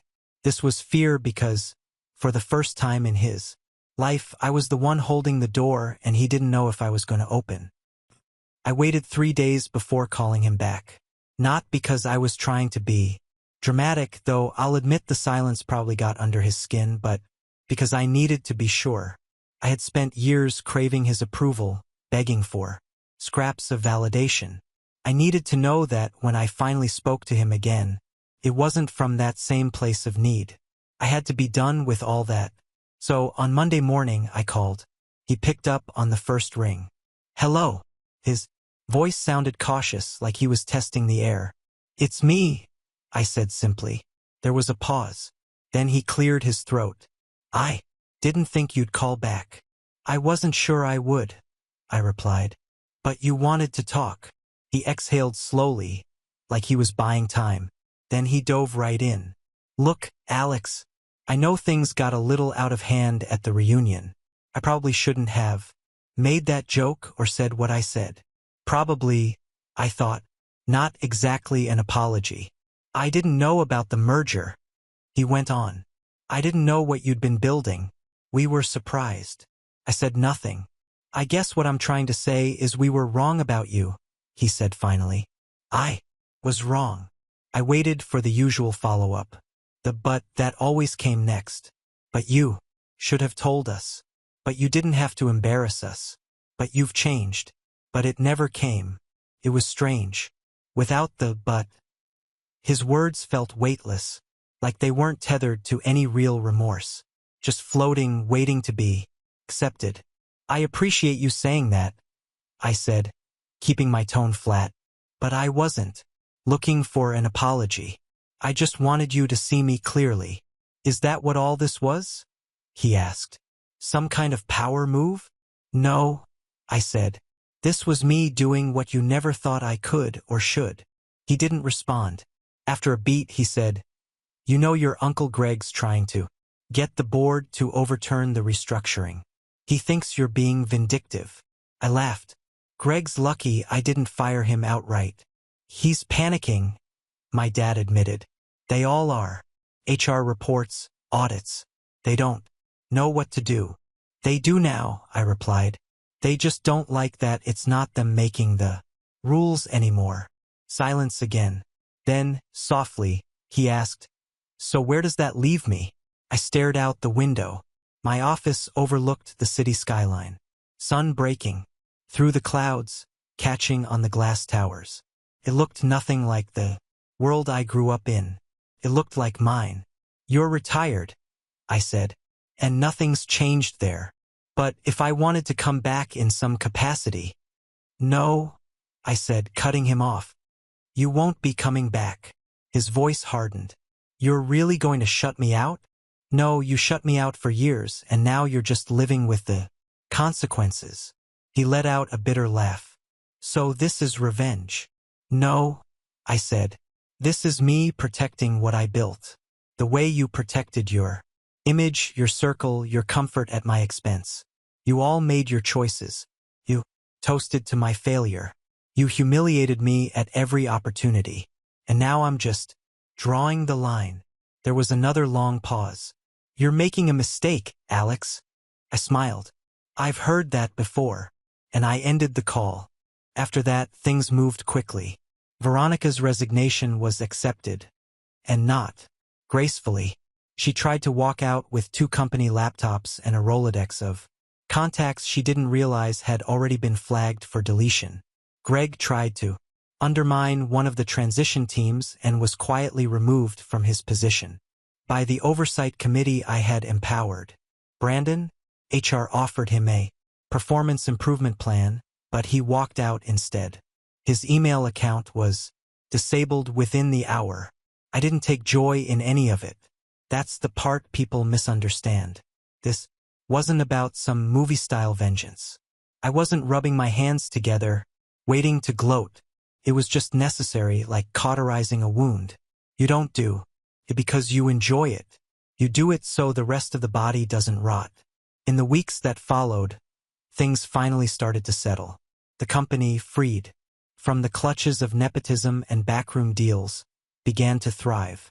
Teams were more motivated. Managers were more accountable. Even the junior staff, the ones who had always been overlooked, started stepping up in ways I hadn't anticipated. I held one-on-one meetings with every department head. I listened. I implemented suggestions. I made sure no one ever felt like I had voiceless in a room full of people pretending to care. And then one afternoon, something strange happened. I got a letter in the mail. A real letter, handwritten, neat cursive on thick cream paper. No return. Address, just my name on the front. I opened it slowly. It was from my mom. "Alex, I don't know if you'll read this. I don't expect a reply. I just want you to know something I should have said a long time ago. I was silent for too many years. When your father mocked you, I looked away. When your sister belittled you, I said nothing. I told myself I was staying out of it. But really, I was just a coward. You didn't deserve that. You never did. I hope one day you can forgive me, or at least know that I see you now fully, proudly. Your mother." I sat there for a long time, the letter resting in my lap, the words sinking in, like slow rain. I didn't cry. I didn't smile. I just breathed. It didn't erase everything. It didn't fix the years I'd spent carrying their disappointment like a second skin. But it mattered in a quiet, unexpected way. It mattered. And maybe that was enough. Months passed. The reunion photos faded from everyone's social media. The whispers stopped. My name stopped being the punchline. Instead, it became the header of the internal newsletter, the name on the new corporate letterhead. The one interns spoke about with curiosity, the one competitors took seriously. Sometimes when I'm in the elevator or grabbing coffee in the lobby, someone will stop me, an employee, a client, even a former exec, and say, "You're Alex, right? The new guy who turned everything around." I smile. "Not new," I say, "just finally seen." And as for the next family reunion, let's just say the invitation came in the mail. RSVP? No. And I sent a donation to the event caterer instead. Anonymously, of course. Because even when you're done with the past, it doesn't hurt to leave a little reminder of who you've become. The kind of reminder they can't toast. Over. The kind they'll never forget. Now on to the next story. Story 6. I just used your card for a bill. My mom lied. 12 hours later, my account was empty. $4,600 missing. Dad smirked. Charity. I just did the one quiet thing. At 9 a.m., Mom opened her Gmail app and screamed so loud the neighbors came outside. A month before everything went to hell, I was home for my mom's birthday. We went to lunch, just the two of us, like old times. He picked a place I could barely afford, but I said nothing. I figured fines once a year. She ordered appetizers, cocktails, dessert, the whole thing. When the check came, she gave me this innocent look and said, I left my wallet in the car. I handed her my card. She walked up to the counter to pay. I watched her slip the card into her purse instead of handing it back. I didn't say anything. Later, that night, I realized it wasn't in my wallet. I texted her. She said she found it in her purse by accident and would bring it when she saw me next. I believed her. It was easier to believe than to assume anything darker. Weeks passed. Didn't ask again. I had Apple Pay on my phone. I wasn't using the physical card. Anyway, I told myself she probably just forgot. Then came the Saturday. I was lying in bed when I got the text from her. Hey, I just used your card for a bill. We'll transfer it back Monday. Love you. Felt off. Normally, she'd at least ask first, but I tried not to overthink it. Told myself maybe it was a power bill or something. $80, $100 at most. I was annoyed, but not shocked. Still, something kept bugging me all day. Around 10 p.m., I gave in and opened my banking app. $12.33. My stomach dropped. Refreshed the screen twice, hoping it was a glitch. Then I opened the transaction history. There were 3 massive withdrawals. $1,800, $1,200, $1,600, all listed as AC transfers, all spaced out by a few hours, all on the same day. I stared at the screen for a while before calling her. No answer. I texted her. Nothing. Called my dad. Straight to voicemail. I barely slept. I sat there all night refreshing my bank account like the numbers might change. At some point, I messaged my friend Theo. He's a lawyer. I just needed to know what my options were. I sent him screenshots, told him the card had been in her possession for a while, that I never gave permission for those transfers. He didn't ask questions. He just said, forward me the full transaction list and their email addresses. Sunday morning, I drove over. I didn't warn them. I still had a spare key. Their car was in the driveway, so I let myself in. I sat on the couch and waited. It was just after 8:30 a.m. At exactly 9 o'clock, I heard the vibration from her phone. On the end table, she'd gotten a Gmail notification. He picked it up, opened it, and screamed. A real guttural scream. Within seconds, I heard voices outside. The neighbors came out onto their porch. One of them actually walked up to the door and knocked to make sure everything was okay. My mom didn't answer the door. She was frozen, staring at her phone. My dad came in from the kitchen and asked what was going on. She handed him the phone. He read the screen and let out a dry laugh. Charity, he muttered and shook his head. That's when I knew they hadn't used the money for any emergency. They weren't behind on bills. They weren't in danger of losing the house. They took it because they could. I said nothing, just watched. What she just read was a formal demand letter sent by Theo, addressed to both of them. It laid out the unauthorized use of my account, the fact that the card had been in her possession without permission, and the total amount withdrawn. It gave them 72 hours to return every cent or face civil court. She didn't scream because she felt guilty. She screamed because someone called her out. After the scream, after the neighbors stepped back inside their homes, whispering, God knows, my mom just stood there frozen, clutching her phone, like it had burned her. My dad read the email, gave her this look that said, I told you so, and then turned to me. He smiled. Not a warm smile. One of those smug little expressions that people make when they think they still have control over the room. Come on, Nina. Don't make this dramatic. That was the first thing either of them said to me. I didn't speak. I wasn't going to plead for my own money. I wasn't going to argue about what they had done. I just waited. My mom finally snapped out of it and launched into a speech. Not an apology, not an explanation, a speech about how hard things had been lately, how money was tight, how I never understood what it's like to be responsible for a family. She said that yes, maybe it was wrong not to ask, but it's not like they stole it. They just used what was already in the family. That was the moment I realized. This wasn't going to be a mistake they admitted to. They genuinely thought they had the right. When I didn't respond, my mom switched tactics. She got louder, said she had planned to pay me back, that I had no right to go airing our dirty laundry and sick a lawyer on her, that what I did was disrespectful, aggressive, ungrateful.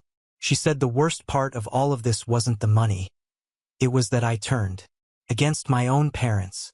I asked her one question. Where is my card? She blinked, said she wasn't sure. Maybe it was in a drawer somewhere. I didn't believe her. I walked into the kitchen, pulled open the drawer we always used for junk, old batteries, pens, loose change, and there it was, my card right under a Bed Bath & Beyond flyer. I picked it up. She followed me and tried to say something about how she meant to give it back, but I just turned and walked out. She followed me to the door, shouting after me, saying I was blowing this out of proportion. By the time I got home, I had 9 missed calls from her, 5 from my dad, and 2 from unknown numbers. Then came the text, "Don't ruin this family over a misunderstanding. Talk to us first before doing something stupid. You think a lawyer is going to fix this?" I didn't respond to any of them. I blocked both of them and the unknown numbers. An hour later, I got a call from my uncle, my mom's brother. We don't talk often, but he's always been decent. Not like the rest of the family. I let it ring once, then answered. He didn't waste time. Said, "Hey, I just left your parents' house. What's going on?" Apparently, one of the neighbors had called him after hearing the screaming. Told him something serious had happened. He went over to check. My mom was hysterical. My dad was stone-faced. Neither of them would tell him the whole truth. So I did. I told him about the card, the text, the withdrawals, the way they went silent when I confronted them, and how they turned on me the second a lawyer got involved. There was a long silence after I finished. Then he said, "You need to file a police report. Even if they don't act, it creates a record. You don't want them turning this around and making it look like you gave them permission." I already knew he was right. I told him I'd do it the same day, so I did. I printed out the bank statement, the text from my mom, and a screenshot of the demand email Theo had sent. I went to the station around 5:30 p.m. It was quiet. I told the officer at the desk that I needed to report unauthorized withdrawals by a family member. He didn't look impressed. Asked me a few questions, wrote some things down, then said, "This sounds like something civil, not criminal." I asked him, point blank, if someone I don't know takes my card and uses it without permission, it's theft. But if my mother does it, it's just a family matter. He didn't answer, just gave me a form and told me they'd keep it on record. I left with a case number. That was enough. When I got home, I called Theo, told him what happened. He didn't waste a second. That night, just before midnight, he filed a civil claim. The next morning, I got an email. It was from Theo. My parents were officially being sued. They were going to be served within 48 hours. I didn't know it then, but what happened after that, the phone calls, the begging, the threats, the secrets, that was the real beginning. They got served Tuesday morning. I found out 2 hours later when my mom called from a number I didn't recognize. I picked up without thinking. I figured it might be someone from work. The moment I heard her voice, shaky and crying, I almost hung up. She didn't say hi. She jumped straight into it. Nina, what are you doing? You didn't have to do this. You could have just talked to us. Stayed quiet. She went on. Said it was humiliating. Said the neighbor saw the guy hand them the papers and now everyone thinks we're criminals. Then she hit me with a line I didn't expect. I already told you I'd pay it back. What else do you want from us? Like I was squeezing them for money they didn't know. Like I was being unreasonable. I told her to speak to Theo, my lawyer. Then I hung. I blocked the number 5 minutes later. By the afternoon, my phone started ringing again. This time it was my dad. Didn't pick up. He kept calling. 5 missed calls in under 30 minutes. Finally answered on the 6th. He didn't yell, didn't cry. He spoke like he was closing a business deal. Calm. Rehearsed. He said what happened was ugly but fixable and that he was willing to make things right. But I needed to call off the lawsuit before things got too far. Then came the warning tucked into a quiet little sentence like it didn't mean anything. You know, these things don't just hurt us, they hurt you too. You'll regret dragging your family name through court. That was when I realized he was never afraid of being wrong, just afraid of being publicly wrong. I didn't respond. I just ended the call. That night, he showed up outside my apartment. He stood at the door for a long time, knocked, called my name, said he just wanted to talk. Then, when I didn't answer, he said something that made my blood run cold. You're not going to win. It's your word against ours. Be smart. I didn't open the door, but I recorded everything. I sent the audio to Theo. 10 minutes later, he called. He threatened you. That's not nothing.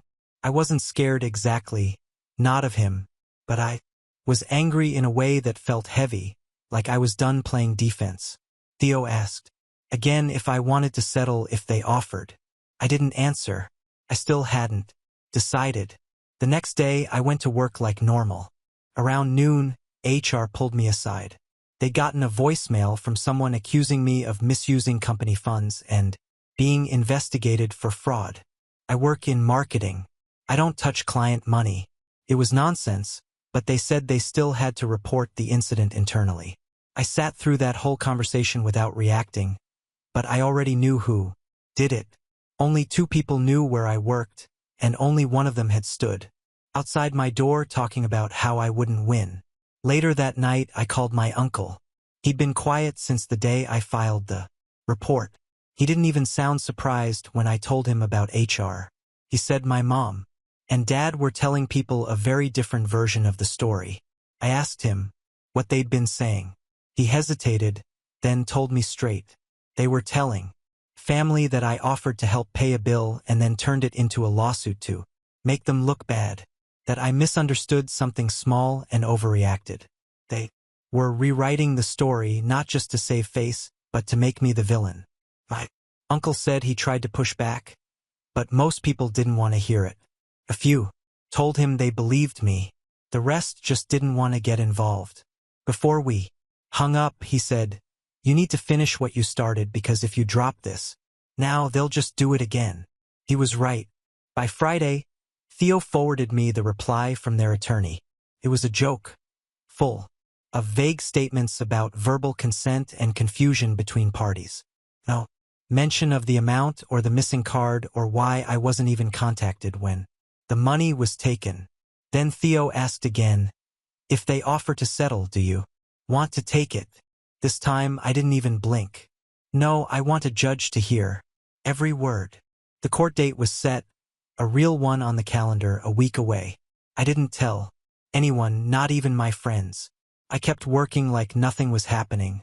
But my mind was in one place. I thought about every second of that stupid lunch where I handed her my card, about how confident they were that I'd back down, about the voicemail to my job, the look on my dad's face when he said, "You won't win," and then, for days before the hearing, something strange happened. My mom texted me from another new number, but this time no drama, no sob story, just one line. "Can we talk?" Just coffee, no tricks. Please. I stared at it for a long time. I didn't want to go, but I was curious. And honestly, I wanted to look her in the face and see what she had left to say. We met at a small cafe halfway between our houses. I got there early and picked a seat facing the door. She came in late, looking like she hadn't slept. No makeup, no show. She sat down and didn't order anything. She pulled a letter from her bag, typed, signed a formal apology, said she took the money without permission, said she regretted it, that she'd return every cent. I didn't touch. Then she pulled out a check. It was made out to me for $4,600. Exact amount. I didn't touch that either. I asked her why now. She looked at me and said, because if this goes to court, your dad will lose everything, his job, his retirement. You'll ruin him. Not, we did a terrible thing. Not, I'm sorry for what we put you through. Just, you'll ruin him. I slid the paper back toward her. Told her the money wasn't the point anymore. That they crossed a line they couldn't walk back from. She didn't argue. She just sat there, stared at me and said, then you should know something. That's when she pulled out something else. A manila folder. Inside were printed screenshots, emails from me, private stuff, messages I'd sent friends, old saved drafts, even a screenshot of a personal note I kept in my cloud storage stuff. She should not have had access to. I felt the blood drain from my face. I asked where she got them. She said nothing, just smiled a little. I walked out. Later that night, I called Theo and told him everything. I emailed him scans of the pages she showed me. He didn't speak for a few seconds. Then he said something that changed everything.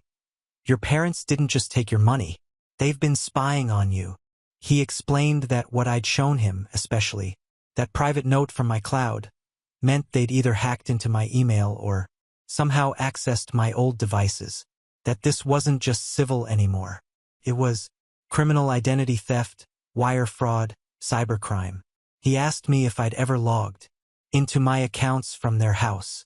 I had once. I used their old desktop computer while visiting for Christmas the year before just to check my email. They could have saved the login info, accessed everything. He told me to file a second police report. I did it the next morning, and that changed the whole case. When the new report hit the system, the court filing expanded. It wasn't just about unauthorized use of a debit card anymore. Now it included digital theft, computer crimes. That same day, Theo sent me an update. Their lawyer had gone silent. 3 hours later, I got an email from my dad. No greeting, no sign-off, just this: you've made your point. You win. But don't expect to be our daughter. After this, I read it twice, then deleted it. By Monday, we had a settlement offer, not just for $4,600. They added another $2,000 for damages, plus an agreement in writing that they'd never contact me again. I signed it, and that was it. 2 days later, the money hit my account. My card was reissued. My uncle texted me one line: they're pretending none of it happened. Of course they were. But what happened next? That was the real twist. 3 weeks after everything ended, my mom called again. I didn't answer. She left a voicemail. He was sick. Not fake sick. Something serious. She said my dad wanted to talk. Said they needed help. And I listened to the whole message without feeling anything. It had been 3 weeks of peace. No texts, no phone calls, no surprise visits. I had started sleeping better. I stopped checking my phone every 10 minutes. I even went a whole day without thinking about them. And then the voicemail came. It was my mom's voice, but smaller, strained, like she was trying not to cry. She said she'd had some tests done, that the results weren't good. Something about a mass, something about more scans needed. She said my dad wanted to speak to me. And then came the part one was expecting. We're hoping you can help. I didn't delete it. I didn't respond either. I just sat there for a long time, staring at my phone like it might start explaining itself, because somewhere in That voice, sick or not, was the same woman who looked me in the eye after stealing from me and called it family business. The next day, I got an email from my dad. Just one line. We need your help with treatment costs. Don't ignore us. No context, no attachment, no mention of what they did or what they put me through. Just an assumption that I'd jump back into the role they'd written for me. But I wasn't that person anymore. I didn't respond. I called Theo instead. He didn't even hesitate. Said there was no legal obligation. That their medical bills, their situation, their silence, none of it was my responsibility. Then he said something I haven't stopped thinking about since. This was always about control. When they couldn't guilt you, they tried to scare you. And now they're trying sympathy. It's just another tactic. He wasn't being cold. He was being honest, but it still made me feel like garbage. Not because I felt guilty, I didn't, but because they were betting on me feeling guilty. 3 days passed. Then my uncle showed up. He didn't call, didn't text, just knocked on my door like it was 1999 and everyone still dropped in on people. Unannounced. He looked older than the last time I saw him. Like this whole thing had aged him too. He didn't stay long. Just said he wanted to talk and I let him. We sat at my kitchen table and he said, "She really is sick. Stage 2. Something in the liver. Not terminal yet. Treatment possible, expensive." Then he told me something I didn't expect. They thought this would bring you back. He didn't say it like it was a plan they cooked up. He said it like it was a quiet hope they were clinging to. They really believed that getting sick would erase everything. He told me they were struggling, that my dad had already started selling off some assets, that their savings were mostly gone, that they were telling everyone I wasn't ready to forgive yet. That phrasing stuck with me. Wasn't ready to forgive. Like forgiveness was overdue. Like I had a moral clock ticking inside me. He said they weren't going to ask again, that if I didn't step up, they were going to cut ties for good. I told him I wasn't afraid of that anymore. He nodded. He didn't argue. He didn't push. He just said, "I think they hoped you'd be the bigger person, even if they weren't." And then he left. 2 days later, they made good on the threat. I got removed from the family Facebook group. My name disappeared from the shared calendar we'd used for holidays. My cousin texted me and asked why I wasn't listed as next of kin on the medical update email thread. I told her to ask my parents. Then the block came. Phone, everything. No final message, no dramatic goodbye, just silence. Didn't hurt the way I thought it would, because for the first time in my life I was finally outside their reach.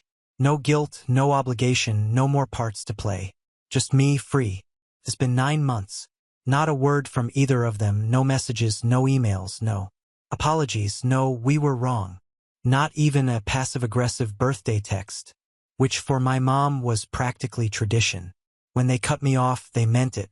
It was clean, final, precise, like slicing a page out of a book and pretending it was never there. At first, I expected it to feel like grief. I waited for the wave to hit. I braced for those quiet mornings when the silence would feel heavier than their presence ever did. But those mornings never came. Kept waiting to feel loss, real loss, but it didn't show up. What came instead was a kind of peace I had never known in that house. A stillness that didn't ask for anything in return. And I realized something brutal but honest. I didn't miss them. I missed the version of them I had invented to survive them. I missed the parents I imagined when I was younger. The ones who would one day say, "We're proud of you," and mean it. The ones who would apologize and not follow it with, "But you have to understand." The ones who would care more about me than about control. Those parents never existed. And when I finally stopped chasing them, when I stopped giving chances they never earned, my entire life changed. I moved out of state, got a better job, opened a new bank account at a different institution with 2-step verification, new passwords, the whole thing. I had every device wiped clean. No trace of shared Apple IDs, no saved logins, nothing. They could accidentally stumble across again. I even changed my emergency contacts at the hospital just in case. They don't know where I live now, and they never will. My uncle still checks in sometimes. Quietly, he doesn't ask questions. Just sends a short message every few weeks to say he hopes I'm okay. I appreciate that more than he knows. But even he told me, after everything happened, you may never get closure from them. You might have to give it to yourself. He was right. I heard through him that my mom's still in treatment, that my dad had to take on consulting work again to cover bills. Apparently, they tried to sell the house, but the market's bad and they didn't get what they wanted. They told everyone they lost touch with me, that I got angry over a misunderstanding, and chose distance. They leave out the court case, the theft, the threats, the HR sabotage. But sure, a misunderstanding. The last thing I ever received from them was an old box that arrived without a return address sometime around month 5. Inside were some childhood photos, a school project I'd done in 5th grade, and a note with 5 words written in my dad's handwriting. You made your choice. Goodbye. No signature, no date. I sat with that box for hours trying to feel something bigger, sadness, guilt, regret. But all I felt was relief because he was right. I did make a choice. And for once in my life, it wasn't based on what they needed or what they expected or how I could avoid making things worse. It was based on what I deserved. People say family is forever, that blood is thicker than water, that you should forgive no matter what because one day you'll regret it. But here's what no one tells you: family can be wrong. Family can steal from you.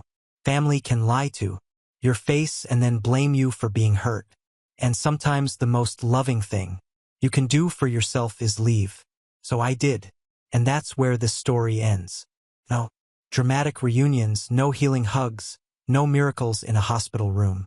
Just me, living quietly, honestly, fully, with my bank account secure, my peace intact, and not a single part of me wishing I had stayed. They took $4,600, but I took back my entire life. Now on to the next story. Story 7. On my 29th birthday, I got a happy birthday text from my bank, not my family. 2 hours later, my mom posted photos from a surprise dinner celebrating the true heart of our family for my sister at a restaurant I funded. I didn't comment. I just froze the $9,300 tuition payment for his final semester. 6 days later, the university dropped him from all classes and my mom texted, "What did you do?" The first person to wish me happy birthday was my bank. 9:07 a.m. Happy birthday, Thomas. Here's to a financially successful year ahead. That was it. I looked at the screen for a second, half expecting another notification to pop up. Nothing. I checked my messages. Still nothing. My wife on the way out the door and said we'd do something small after dinner. Just us and the baby. That was fine. That was real. But from my family? Silence. No call from my mom, even though she calls me for every minor favor. No sarcastic meme from my dad, which had become his substitute for real interaction. No text from my sister, even though I was still paying for her phone plan. I wasn't surprised, but I was still checking my phone every few minutes like an idiot, hoping it was just a late start. Then, just after 11 a.m., I made the mistake of opening Facebook. First post at the top of my feed was from my mom. 12 photos in a new album. My sister at a restaurant I knew too well. White tablecloths, expensive cocktails, a giant cake with gold lettering. Her boyfriend's arm around her. My parents beaming like it was her wedding. The caption read, "Celebrating the true heart of our family today. So grateful she's still with us every day. Love you forever." No mention of me. No hint that the day had any other meaning. And there was one detail that hit harder than anything else. That place, the one with the overpriced shrimp and marble floors, I had paid for it. The $812 charge from the night before suddenly made sense. My mom had messaged me asking if she could use the card for something family-related. I didn't ask. I was used to it by now. Every holiday gift, every bill that was just out of reach, every emergency, they knew they could come to me, and they did often. This time, though, I sat there staring at those photos of my sister blowing out candles on a cake on my birthday in a restaurant I paid for, surrounded by the same people who hadn't sent me so much as a text. I didn't even feel angry at first, just numb. I didn't comment, didn't like the post. I logged into my bank account, pulled up the payment scheduled for the next day, $9,300 for my final semester of grad school, and froze it. Just clicked cancel and closed the tab. 3 days later, I got the email. You have been dropped from your enrolled courses due to non-payment. I sat with that for a while. Thought maybe I should warn someone, but I didn't. I didn't say a word until my phone rang that afternoon. It was my mom. No hello, no checking in. Just one sharp question. What did you do? She wasn't calling because she missed me. She didn't ask if something was wrong. She didn't even say happy birthday. The panic in her voice wasn't about me. It was about my sister. Her tuition had gotten flagged when mine bounced. Both payments had gone through the same card. Hers was now on hold. Suddenly I wasn't invisible anymore. Now I was a problem. They never said it out loud, but it was obvious. My sister was the one worth celebrating because at least she was still living with them. She was still part of the family. Me, I had a wife, a toddler, my own apartment. I had committed the sin of growing up and moving out. They didn't like that. My mom had actually said once, "You act like you're better than us now," just because I declined a family barbecue to study for an exam. And I realized, sitting there listening to her ask what I had done, that I'd been too afraid for too long to admit the truth. These people weren't a family. Not really. Not for me. They were a group of people I happened to be related to who kept me around because I was useful. But something shifted that day. And for once, I didn't feel guilty. I just thought, the bank is closed. My mom didn't wait for an explanation. She just started listing problems. My sister's classes being dropped. Some financial aid issue triggered because of the frozen payment. The embarrassment of it all. Let her talk. When she finally stopped, I told her the truth. I saw the photos. Silence. Then came the defensiveness. It was just a small thing. They didn't think I'd care. I had my own life now, my own family. My sister had been going through a hard time and they wanted to cheer her up. The party was spur of the moment. They didn't mean anything by it. I reminded her that it was my birthday. She said, "Yeah, but you've got your wife and your baby. You're happy. She's still living here." That hit harder than I expected. Like I didn't need family anymore because I had a wife and a child. Like I graduated from needing to be remembered or loved. What followed was a slow unraveling. I stopped answering messages. My dad tried once to smooth things over, but it was more about making sure my sister's tuition got handled. She had no idea what was going on at first. She texted me, saying the school was threatening to drop her classes and asked if I could check on the payment. I didn't answer. I just watched the unread messages pile up. My wife, Rachel, started noticing the change. I was quieter, more distracted. One night, she asked me directly if I was planning to cut them off. I said I didn't know, but I did. I just didn't want to say it out loud yet. Then came the turning point. My sister showed up at my apartment. It was a Saturday afternoon. I was home alone with our son. Rachel had taken the car to meet a friend. I opened the door and there she was, eyes red, no makeup, holding a manila envelope with printed tuition warnings. She didn't say hi. She said, "Please don't do this." I let her in. We sat in the living room while the baby crawled between us. She told me she hadn't known about the party being on my birthday. She said our parents told her it was just a random dinner. I didn't believe her, not fully, but I wanted to. Maybe because I still remembered sneaking Pop-Tarts with her at midnight when we were kids. Maybe because it felt too cruel not to. She said she was trying to get her degrees so she could move out.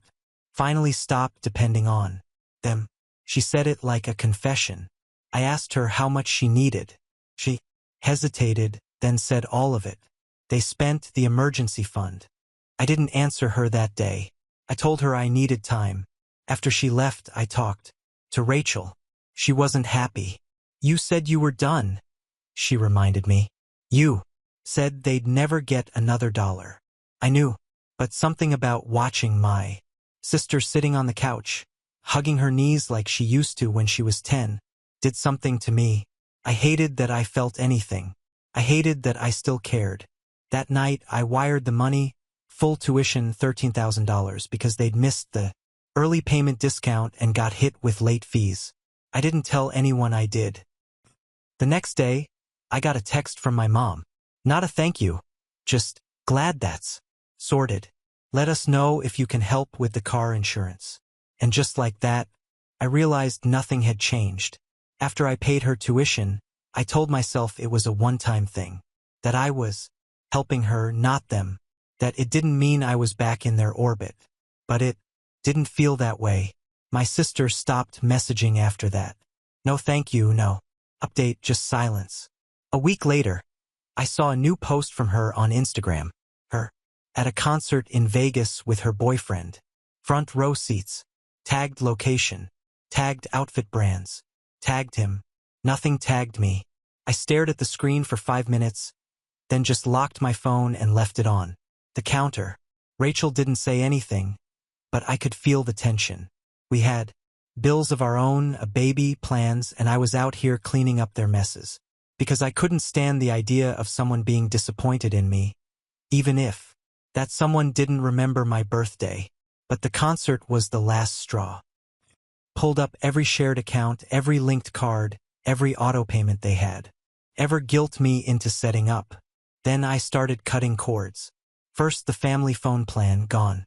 Then the Hulu account I didn't even watch but had paid for since college. Then the shared Amazon Prime, the Spotify family plan, even the extra iCloud storage they all used under my login. The real blow was the bank account I had opened years ago to help manage emergencies. It had my name on it, my credit, and $2,300 still sitting in it. I transferred it out, closed the account, and opened a new one that no one knew existed. Within 2 days, I got calls. My mom left a voicemail. Thomas, something's wrong with the phone plan. My dad sent a short text. Internet not working. My sister called 3 times in a row. I didn't answer any of them. I felt like I should have felt guilty. I didn't. I felt clear. But that wasn't the end of it. 2 weeks later, I got an email from my sister's university. She'd been reported for a code of conduct violation, something about falsifying financial hardship documents. The note said I was listed as her primary financial guarantor, and they needed clarification. I called the office. Turns out, someone had submitted a document under my name claiming I had promised to pay for her housing and meal plan, but never did. They wanted confirmation. I denied it. The investigation ended fast. Her aid got frozen. Her housing revoked. She was dropped from campus housing 2 weeks before finals. That night, she showed up at my door again. No envelope this time, just a backpack and a shaking voice. Rachel was home. She saw the whole thing. I let my sister in but barely spoke. She crashed on our couch. The next morning I heard her whispering on the phone to our mom. I didn't catch all of it, just enough to hear, "He's different now. Cold." She was right. When she left that afternoon, she said nothing, just nodded. The house was quiet after that. Rachel said I'd finally done what I needed to do, that maybe now they'd stop using me. I thought so too, but I didn't know that wasn't the end of it. Not even close. So now, after a year, they forgot again. I don't know why I was still checking, but I was. Midnight hit and my phone was fully charged, sitting face up on the nightstand like it was waiting for something. One buzz, one ping, one sign that maybe this year would be different. Nothing. I stared at the screen until 12:10, then finally flipped it over. They forgot my 30th birthday again. After everything that's happened, after everything I've done for them in the last 12 months, they didn't even send a text. Not my mom, not my dad, not my sister. Nobody. Rachel made me pancakes shaped like the number 30. Our son drew me something that looked like a duck, but apparently it was Daddy as a superhero. Jake brought over a six-pack and stayed for dinner. That was the entire celebration, and I appreciated it. I really did, but it still hit me in a way I wasn't ready for, because all year I'd been telling myself I was moving on, that I'd cut them off, that I was done being the ATM they kept around out of convenience. But if I'm being honest with you, I never really let go.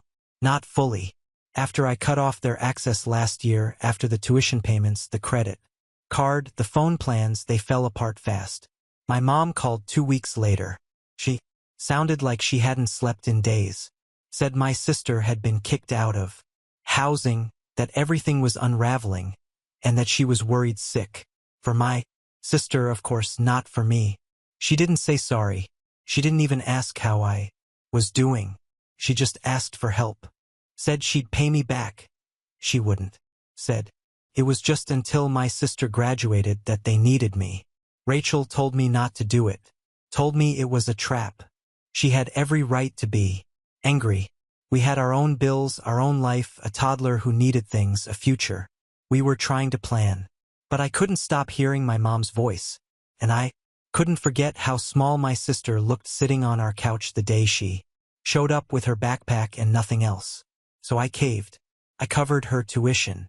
Again, paid her late fees, got her back into student housing, put her phone back on my plan, even threw in a couple hundred for groceries.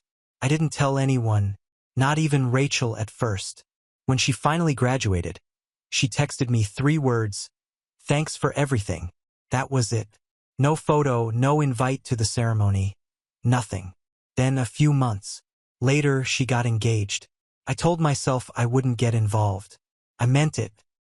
Kept my head down, stayed out of it until my mom called again. This time she was crying. Said they couldn't afford to give her a proper wedding. Said it would break her heart to get married in a courthouse.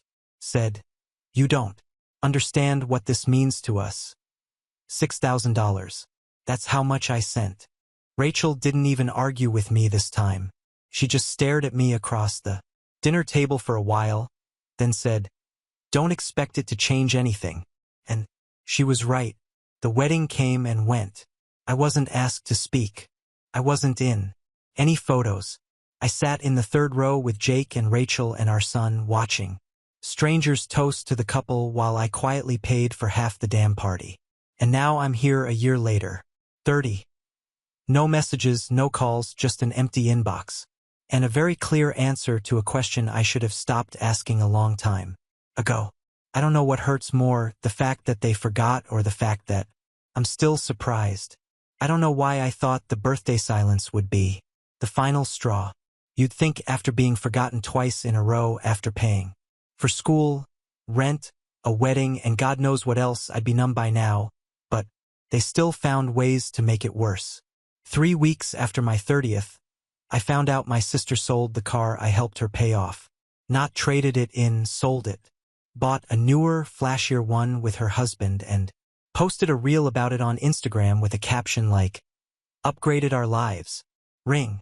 No mention of the fact that the down payment had come from me. I sent her a message, just asked why she didn't keep the car. Her reply, "That one was kind of basic, you know." I sat there looking at that message while holding my kids' half-eaten peanut butter sandwich, thinking she really doesn't get it. I was paying for basic, while she flexed online with upgraded. Then came the hospital bill. My dad had a health scare. Minor, some kind of chest issue, but enough to get him in the ER. While I was at work, my mom called. Rachel. Not me. Rachel said they didn't want to bother me, but they were short on the ER bill and needed help before collections started calling. Rachel didn't tell me until after she transferred the money from our emergency fund. She said. She knew I'd tell her not to do it, and she didn't want to argue. She said, I just wanted to stop the bleeding. That night we had our first real argument in a long time, not about the money but about the pattern. She looked exhausted, said she was tired of being married to someone who kept getting pulled back into a toxic orbit. She wasn't angry, she was just worn out. And then came the text. I got it on a Tuesday, a group message from my mom. Except I wasn't supposed to be in it. It was her, my dad, and my sister. She was updating them on my latest help with the medical bill. And this is what she wrote. At least he's finally growing up. Maybe this whole thing knocked some sense into him. He's finally being useful again. No one in that thread corrected her. No one said, hey, maybe don't say that. They just kept talking like I was a human ATM. They'd finally reprogrammed correctly. I didn't reply, just sent, wrong number. Then I deleted the thread. They didn't follow up. No apology, not even a fake one. That was the moment something clicked. Quietly, firmly, I pulled out my laptop, opened every account I still had linked to any of them, bank, phone, streaming, whatever, shut them down, changed passwords, transferred remaining balances into accounts they don't know exist, disconnected completely. Then I blocked all 3 of them. Phone, email, social media, everything. And I didn't tell them. No long message, no dramatic goodbye, just silence, a true one. Finally, that night, I told my son something simple. Sometimes people you love don't treat you right, and the best thing you can do is walk away. He looked up from his Lego bricks and said, like when someone's being mean on the playground. Exactly. Rachel didn't say anything when I told her what I did. She just sat down next to me on the couch, rested her head on my shoulder, and we watched whatever show was playing. It was the most peace I've felt in years. So this is where the story is for now. But it's not the end. I'm gonna post one more update. Just one. When the dust really settles, when enough time passes to see how it all shakes out. No more back and forth. No more bending. Just the truth. One final time. Because I've decided this chapter in my life doesn't need a sequel. Just needs a closing line. The one update. It happened yesterday. After everything, years of being the one who held things together, years of being used, ignored, guilt-tripped, and forgotten, I finally walked back into the house I grew up in and ended it on my own terms. I didn't give them any warning. I didn't want to. It wasn't a conversation they deserved to prepare for. I showed up around 4 o'clock in the afternoon, alone, parked across the street for a second, just watching the windows. It had been almost 2 years since I'd been there, but nothing had changed. The same curtains, the same porch light with the busted bulb, even the cracked driveway where I used to practice free throws with my dad. It looked like a time capsule someone forgot to bury. I rang the bell. My mom answered, surprised, maybe even a little nervous. My dad was sitting in the living room, remote in hand, still in the same recliner from a decade ago. My sister was in the kitchen. She glanced up, saw me, and went right back to whatever she was doing. I didn't sit down. I didn't ask how anyone was. I stood in the middle of the room and told them why I was there. I said I wasn't going to play the role anymore. The responsible one, the fixer, the fallback. I told them I knew exactly what they thought of me because I read it with my own eyes. That text. At least he's finally growing up. Finally being useful again. That was the real them, not the ones who cried on the phone or pretended to be grateful. That message was the truth. I told them I wasn't their insurance policy. I wasn't their last resort. Wasn't the person they could ignore until they needed help again. That ends now. I told my mom that paying for my sister's education, her rent, her wedding, none of it was because I felt obligated. It was because I kept hoping they'd treat me like family for once, and they never did. I walked upstairs, ignored the noise behind me, and opened the hallway closet. Behind the coats was the safe. They'd always kept important papers in there. Remembered the code. It hadn't changed in 15 years. Inside, I found what I came for, an envelope I had left there last year, stuffed with just over $2,000 in cash. It was backup money for emergencies back when I still thought this was a family that handled things together. I took it. That money was mine. When I came back downstairs, the mood had shifted. My dad was off the recliner. Now, my sister had stepped into the room, arms folded. My mom said, "What are you doing?" I told her I was taking what belonged to me and then I was leaving. For good. And then I told them everything I'd held in for 30 years. That I was tired of the guilt, the manipulation, the way they only saw me as a wallet with legs. I told them they were not good parents. That they were not good people to me. That they loved the idea of me, the image of me, but not who I actually was. I told them the only version of me they cared about was the one who paid on time and didn't ask for anything back. Then I looked my sister in the eye and said I hoped she got everything she wanted out of the life I helped build for her because I wasn't part of it anymore. My mom said something about how I was being cruel. My dad asked what they ever did to deserve this. My sister rolled her eyes like I was making a scene. I didn't respond. There was nothing left to say. At the door, I told them that if anything ever happens, if the money runs out, if the bills pile up, if someone gets sick, they are not to call me. They are not to text me. They are not to send a message through anyone else. I am not coming back, not for anything. Then I closed the door behind me. Not softly, not violently, just firmly, like someone sealing something shut. That was yesterday. Right now, it's almost 11 p.m. My son is asleep. Rachel is reading on the couch. The house is quiet. And I'm sitting here writing this because I don't really know what else to do with all of it.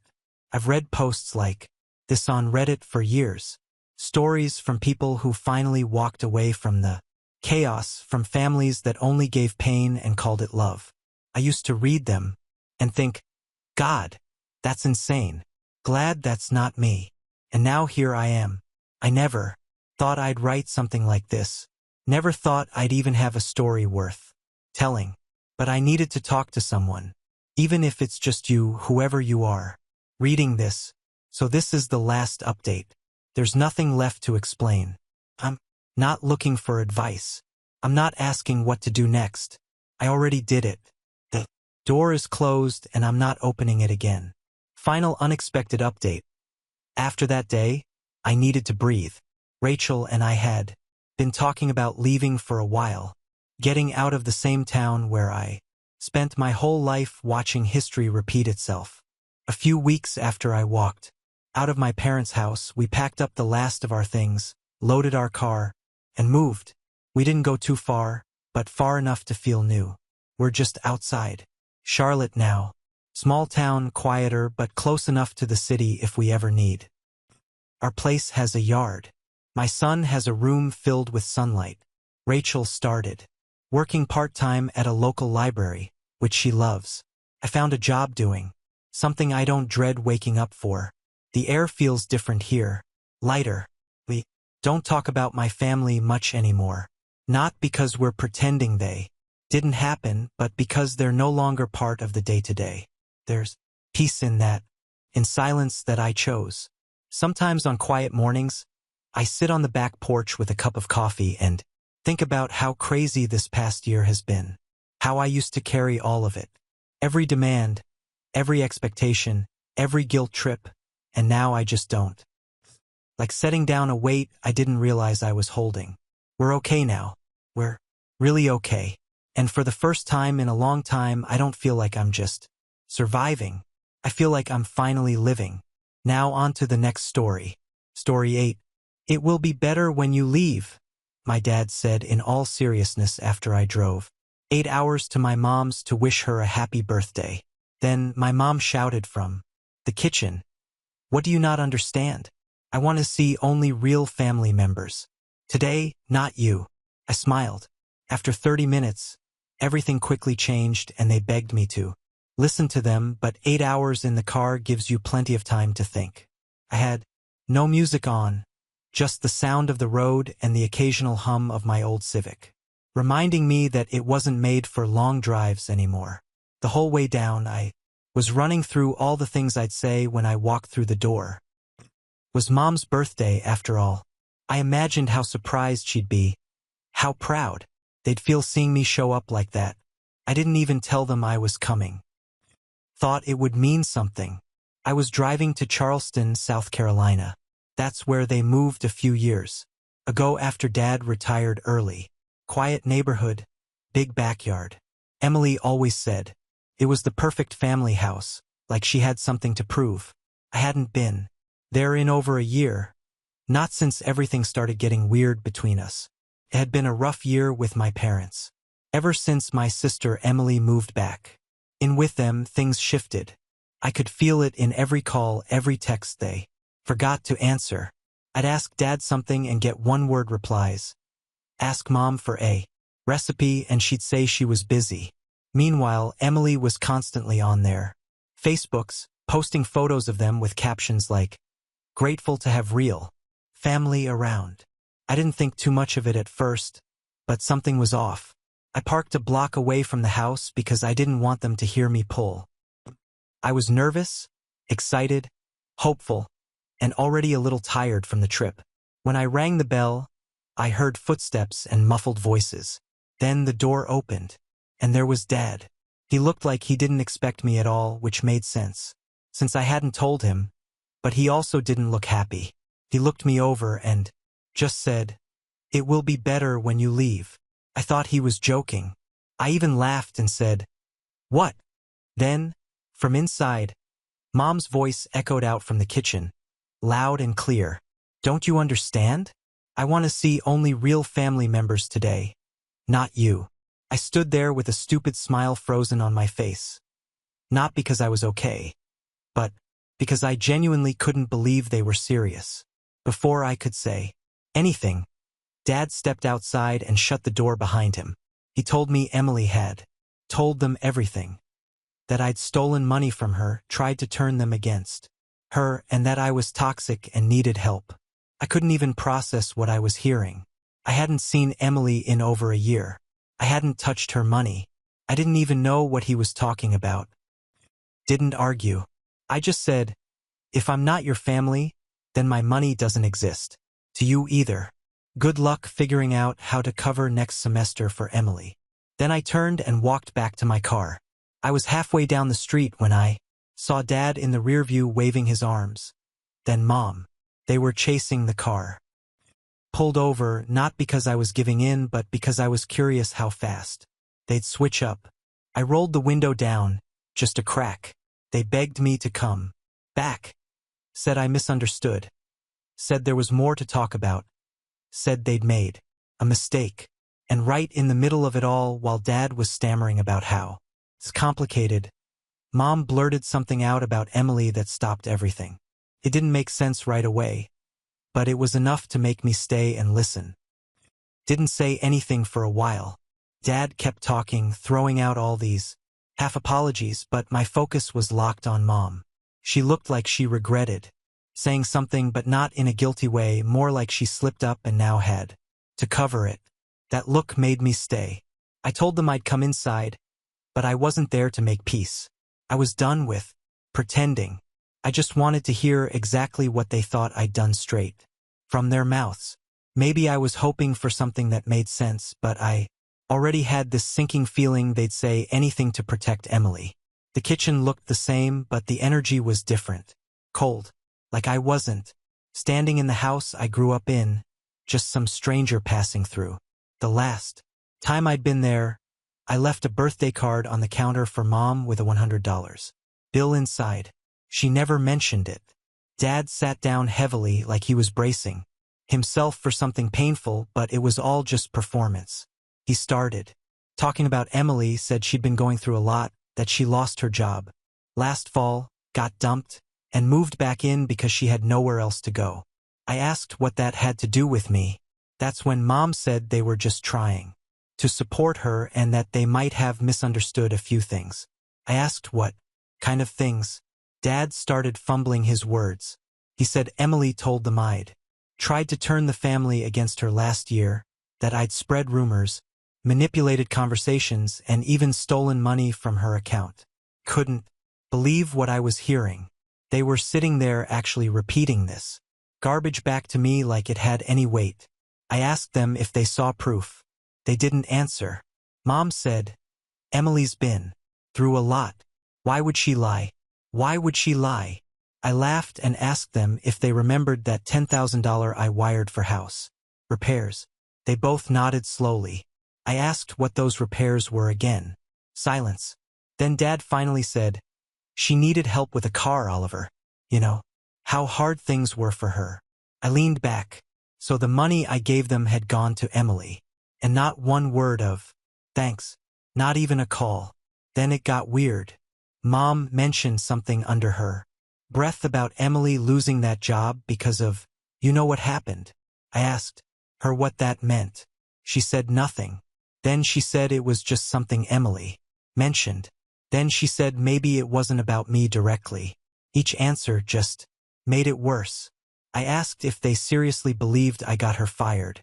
They looked away. That was enough of an answer. I was about to walk out when I heard the front door open. Footsteps. Emily walked in with this guy behind her, maybe late 20s, messy hair, kind of smug looking. He had tattoos on his hands and a cigarette behind his ear. He stopped when he saw me, looked me up and down and said, wait, this is the brother? The one you said got arrested. I turned to Emily. Arrested? I've never even had a speeding ticket. She froze for a second. Just a second. That was all I needed to see. Her boyfriend looked back and forth between us, then back at her. Something shifted in his face, like he realized he'd walked into something way bigger than what he signed up for. I didn't say a word. I didn't have to. The look on Emily's face was loud enough. It was like time cracked open right there in the doorway. Emily froze. Her boyfriend stepped back and everyone just stood there in the thick, choking silence. I looked directly at him. She told you I got arrested? He nodded slowly, like he was just realizing how off that sounded. He looked at her and said, you said he was violent, that he got arrested for assaulting someone outside a bar. Emily didn't answer right away. She tried to smile, but it was the kind people do when they're cornered and still trying to fake control. I was exaggerating, she mumbled. I said, funny, because I've never even had a parking ticket and I don't drink. His eyes narrowed. You said he almost hit you once, that your parents were scared of him. That one made me laugh. I looked at Mom and Dad. Did you two hear that one, too? That I almost hit her? They didn't respond. Not yes, not no, just blank. Like they were watching a magician reveal every trick and still hoping for a rabbit to appear. Emily's boyfriend didn't wait. He looked at her, shook his head, then turned and walked out the front door without saying another word. She chased after him, trying to explain, but I already knew how that would go. You can only keep someone in a fake story until the plot falls apart. And it had just fallen apart in front of everyone. I turned back to Mom and Dad. Neither of them could look at me. I gave you 10 grand, I said, pulling out my phone and opening the app. Showed them the transaction. You told me it was for the roof, that you had a leak, that the insurance wasn't covering it. That's what you said. Mom whispered something, but I didn't hear it. Didn't care to. That money bought Emily a used BMW, I said. She bragged about it on Instagram a week later. I saw the post. You were both in it, smiling next to her with a caption that said, grateful for the people who've always believed in me. I was the one who paid for that picture. And you didn't even tag me. They sat down at the table like someone had knocked the air out of them. You said I wasn't real family today, I said slowly. So let's go with that. No more calls, no more money, no more rides when things break, no more favors. If I don't exist to you, then I won't exist to you. Dad tried to speak. I held up a hand. But I'm not done. I walked over to the drawer near the fridge. Still the same drawer where we used to keep flash drives, batteries, bills no one paid on time. I found it right where I thought it would be, an old backup hard drive. Emily's. She used to plug it in whenever her laptop was full. She used to brag about how she never deleted anything, how she backed up her entire life. I held it up.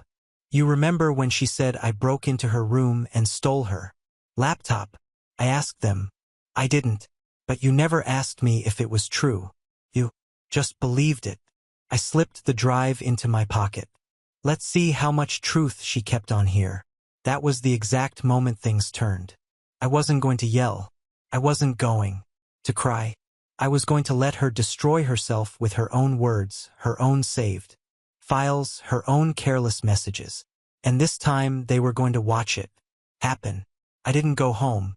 I drove to a Starbucks 10 minutes away, parked in the far corner of the lot, and pulled out my laptop. I hadn't touched the hard drive in years, but I knew Emily. She didn't believe in deleting anything. She treated her files like receipts just in case someone ever questioned her version of a story. I plugged it in and waited. At first, it was the usual junk. Old essays, playlists, selfies, resume drafts. Then I found the folders, not one but 5, all named after people. 3 were ex-boyfriends, 1 was a former roommate, and the last one was labeled Fam. I opened that one first. Inside were screenshots, dozens of them, lyrics of mine but heavily edited like actual Photoshop edits. She'd taken messages I'd sent and changed the words to make it look like I was threatening her, calling her names, saying I wanted to ruin her life. The timestamps didn't even make sense.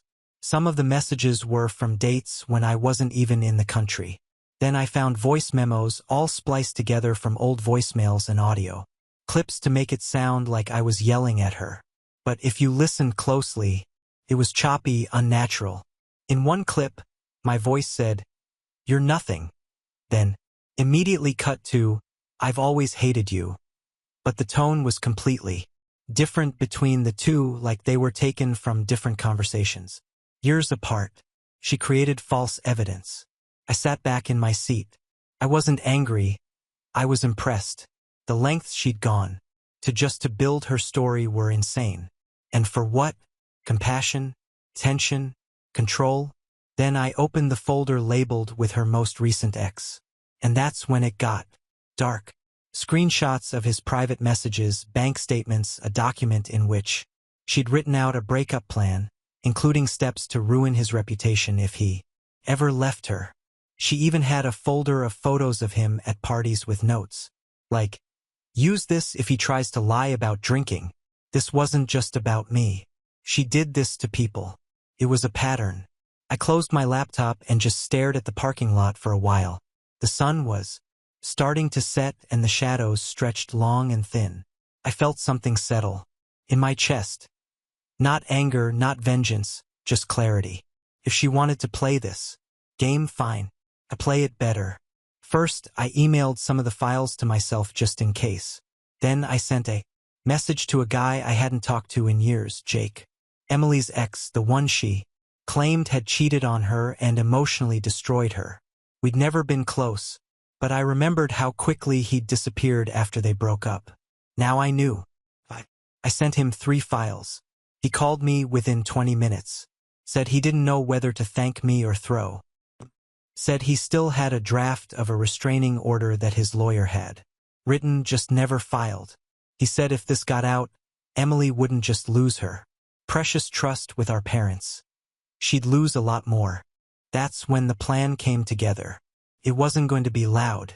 It wasn't going to be explosive. It would be quiet, precise, and irreversible. And it was going to start at my mother's birthday dinner, because Emily had no idea that Jake had just booked a flight, and he wasn't coming to talk. Mom's birthday dinner was supposed to be this quiet family thing. Just a small group at home, some decorations, takeout from her favorite seafood place, and cake in the backyard.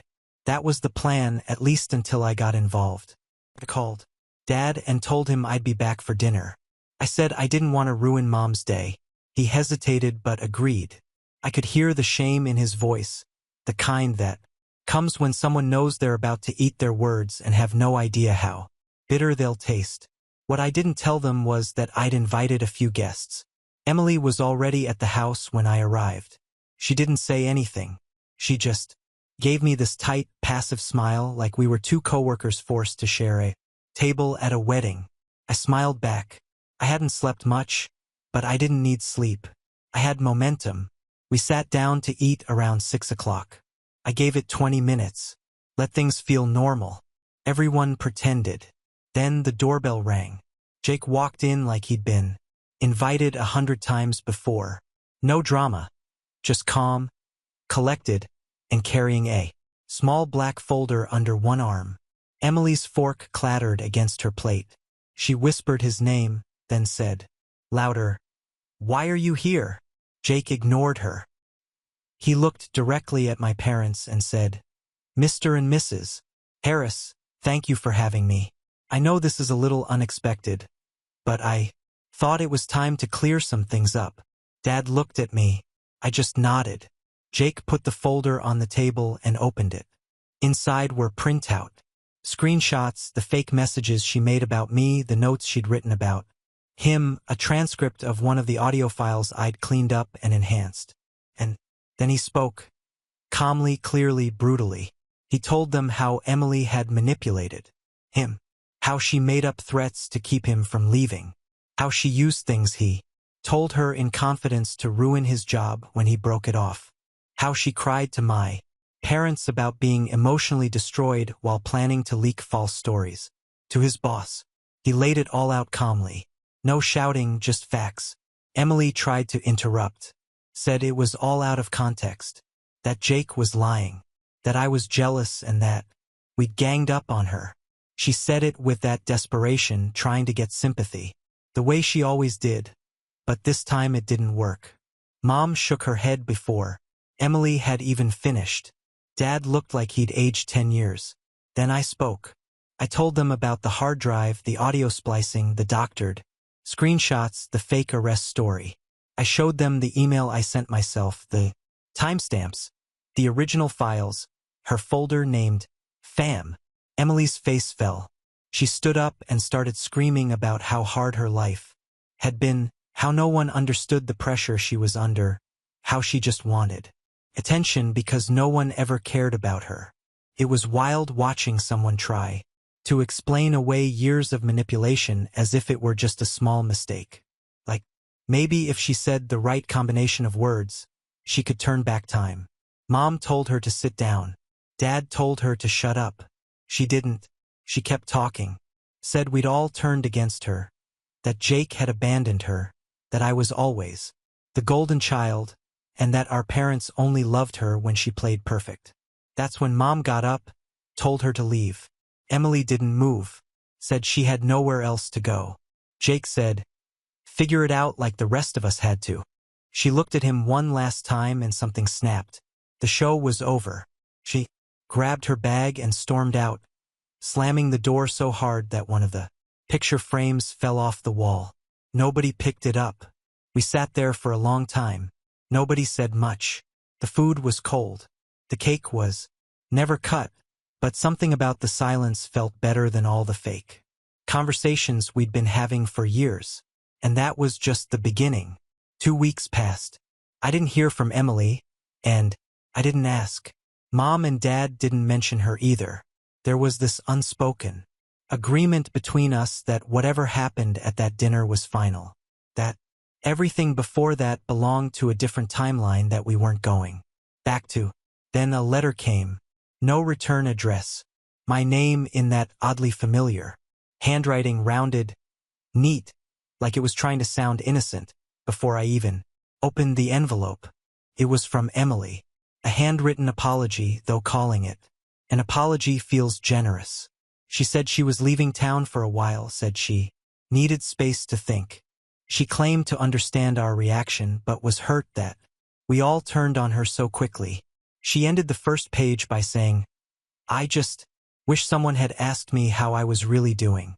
It was like watching someone dig their own grave with a spoon. But the second page was different. On the back, it listed 8 names. Some were familiar: Jake, Maddie, the guy from her college internship she accused of stalking her. Some I didn't recognize. At the bottom, she wrote, "These are the people I've wronged. Maybe now you'll believe me when I say I don't know how to stop." No drama, no excuses, just a confession written in the kind of cold, dry language that makes it worse. I took a picture of the list and sent it to Jake. He didn't even ask, just responded with, "Are you okay with me posting this?" I said, "Yes." The next morning, it was all over Reddit. He blurred the names, but people started to figure it out. Threads connected the dots.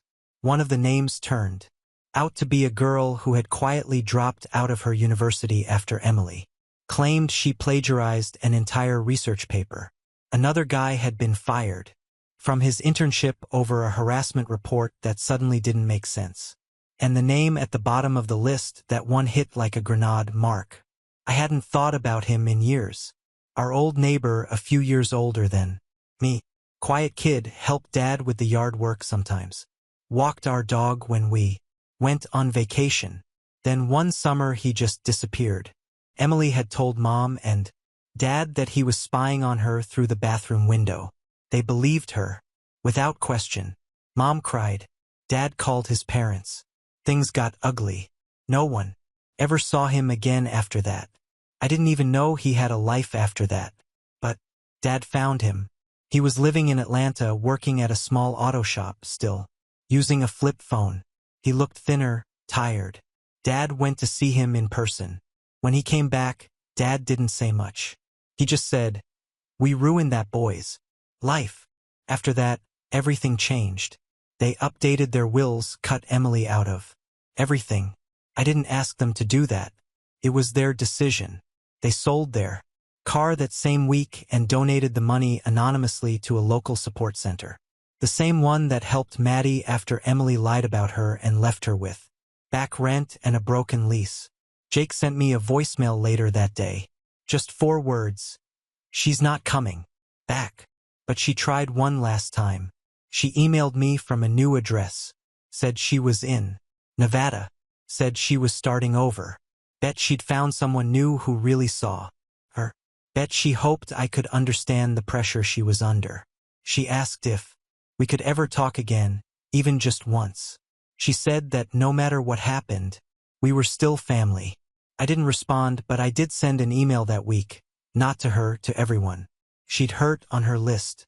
I wrote a single message attaching every file, every screenshot, every audio recording. I told them if they ever needed anyone to vouch for what really happened, they could call me. One of them, the girl who got kicked out of college, wrote back a day later. She said, "Thank you. I thought I was crazy. Emily doesn't exist in my world anymore. Not even as a ghost. Mom and Dad don't mention her name. Jake is seeing someone new. Maddie's back in school. Mark works full-time and moved to a better neighborhood. And me? I sleep through the night because justice didn't come in a storm.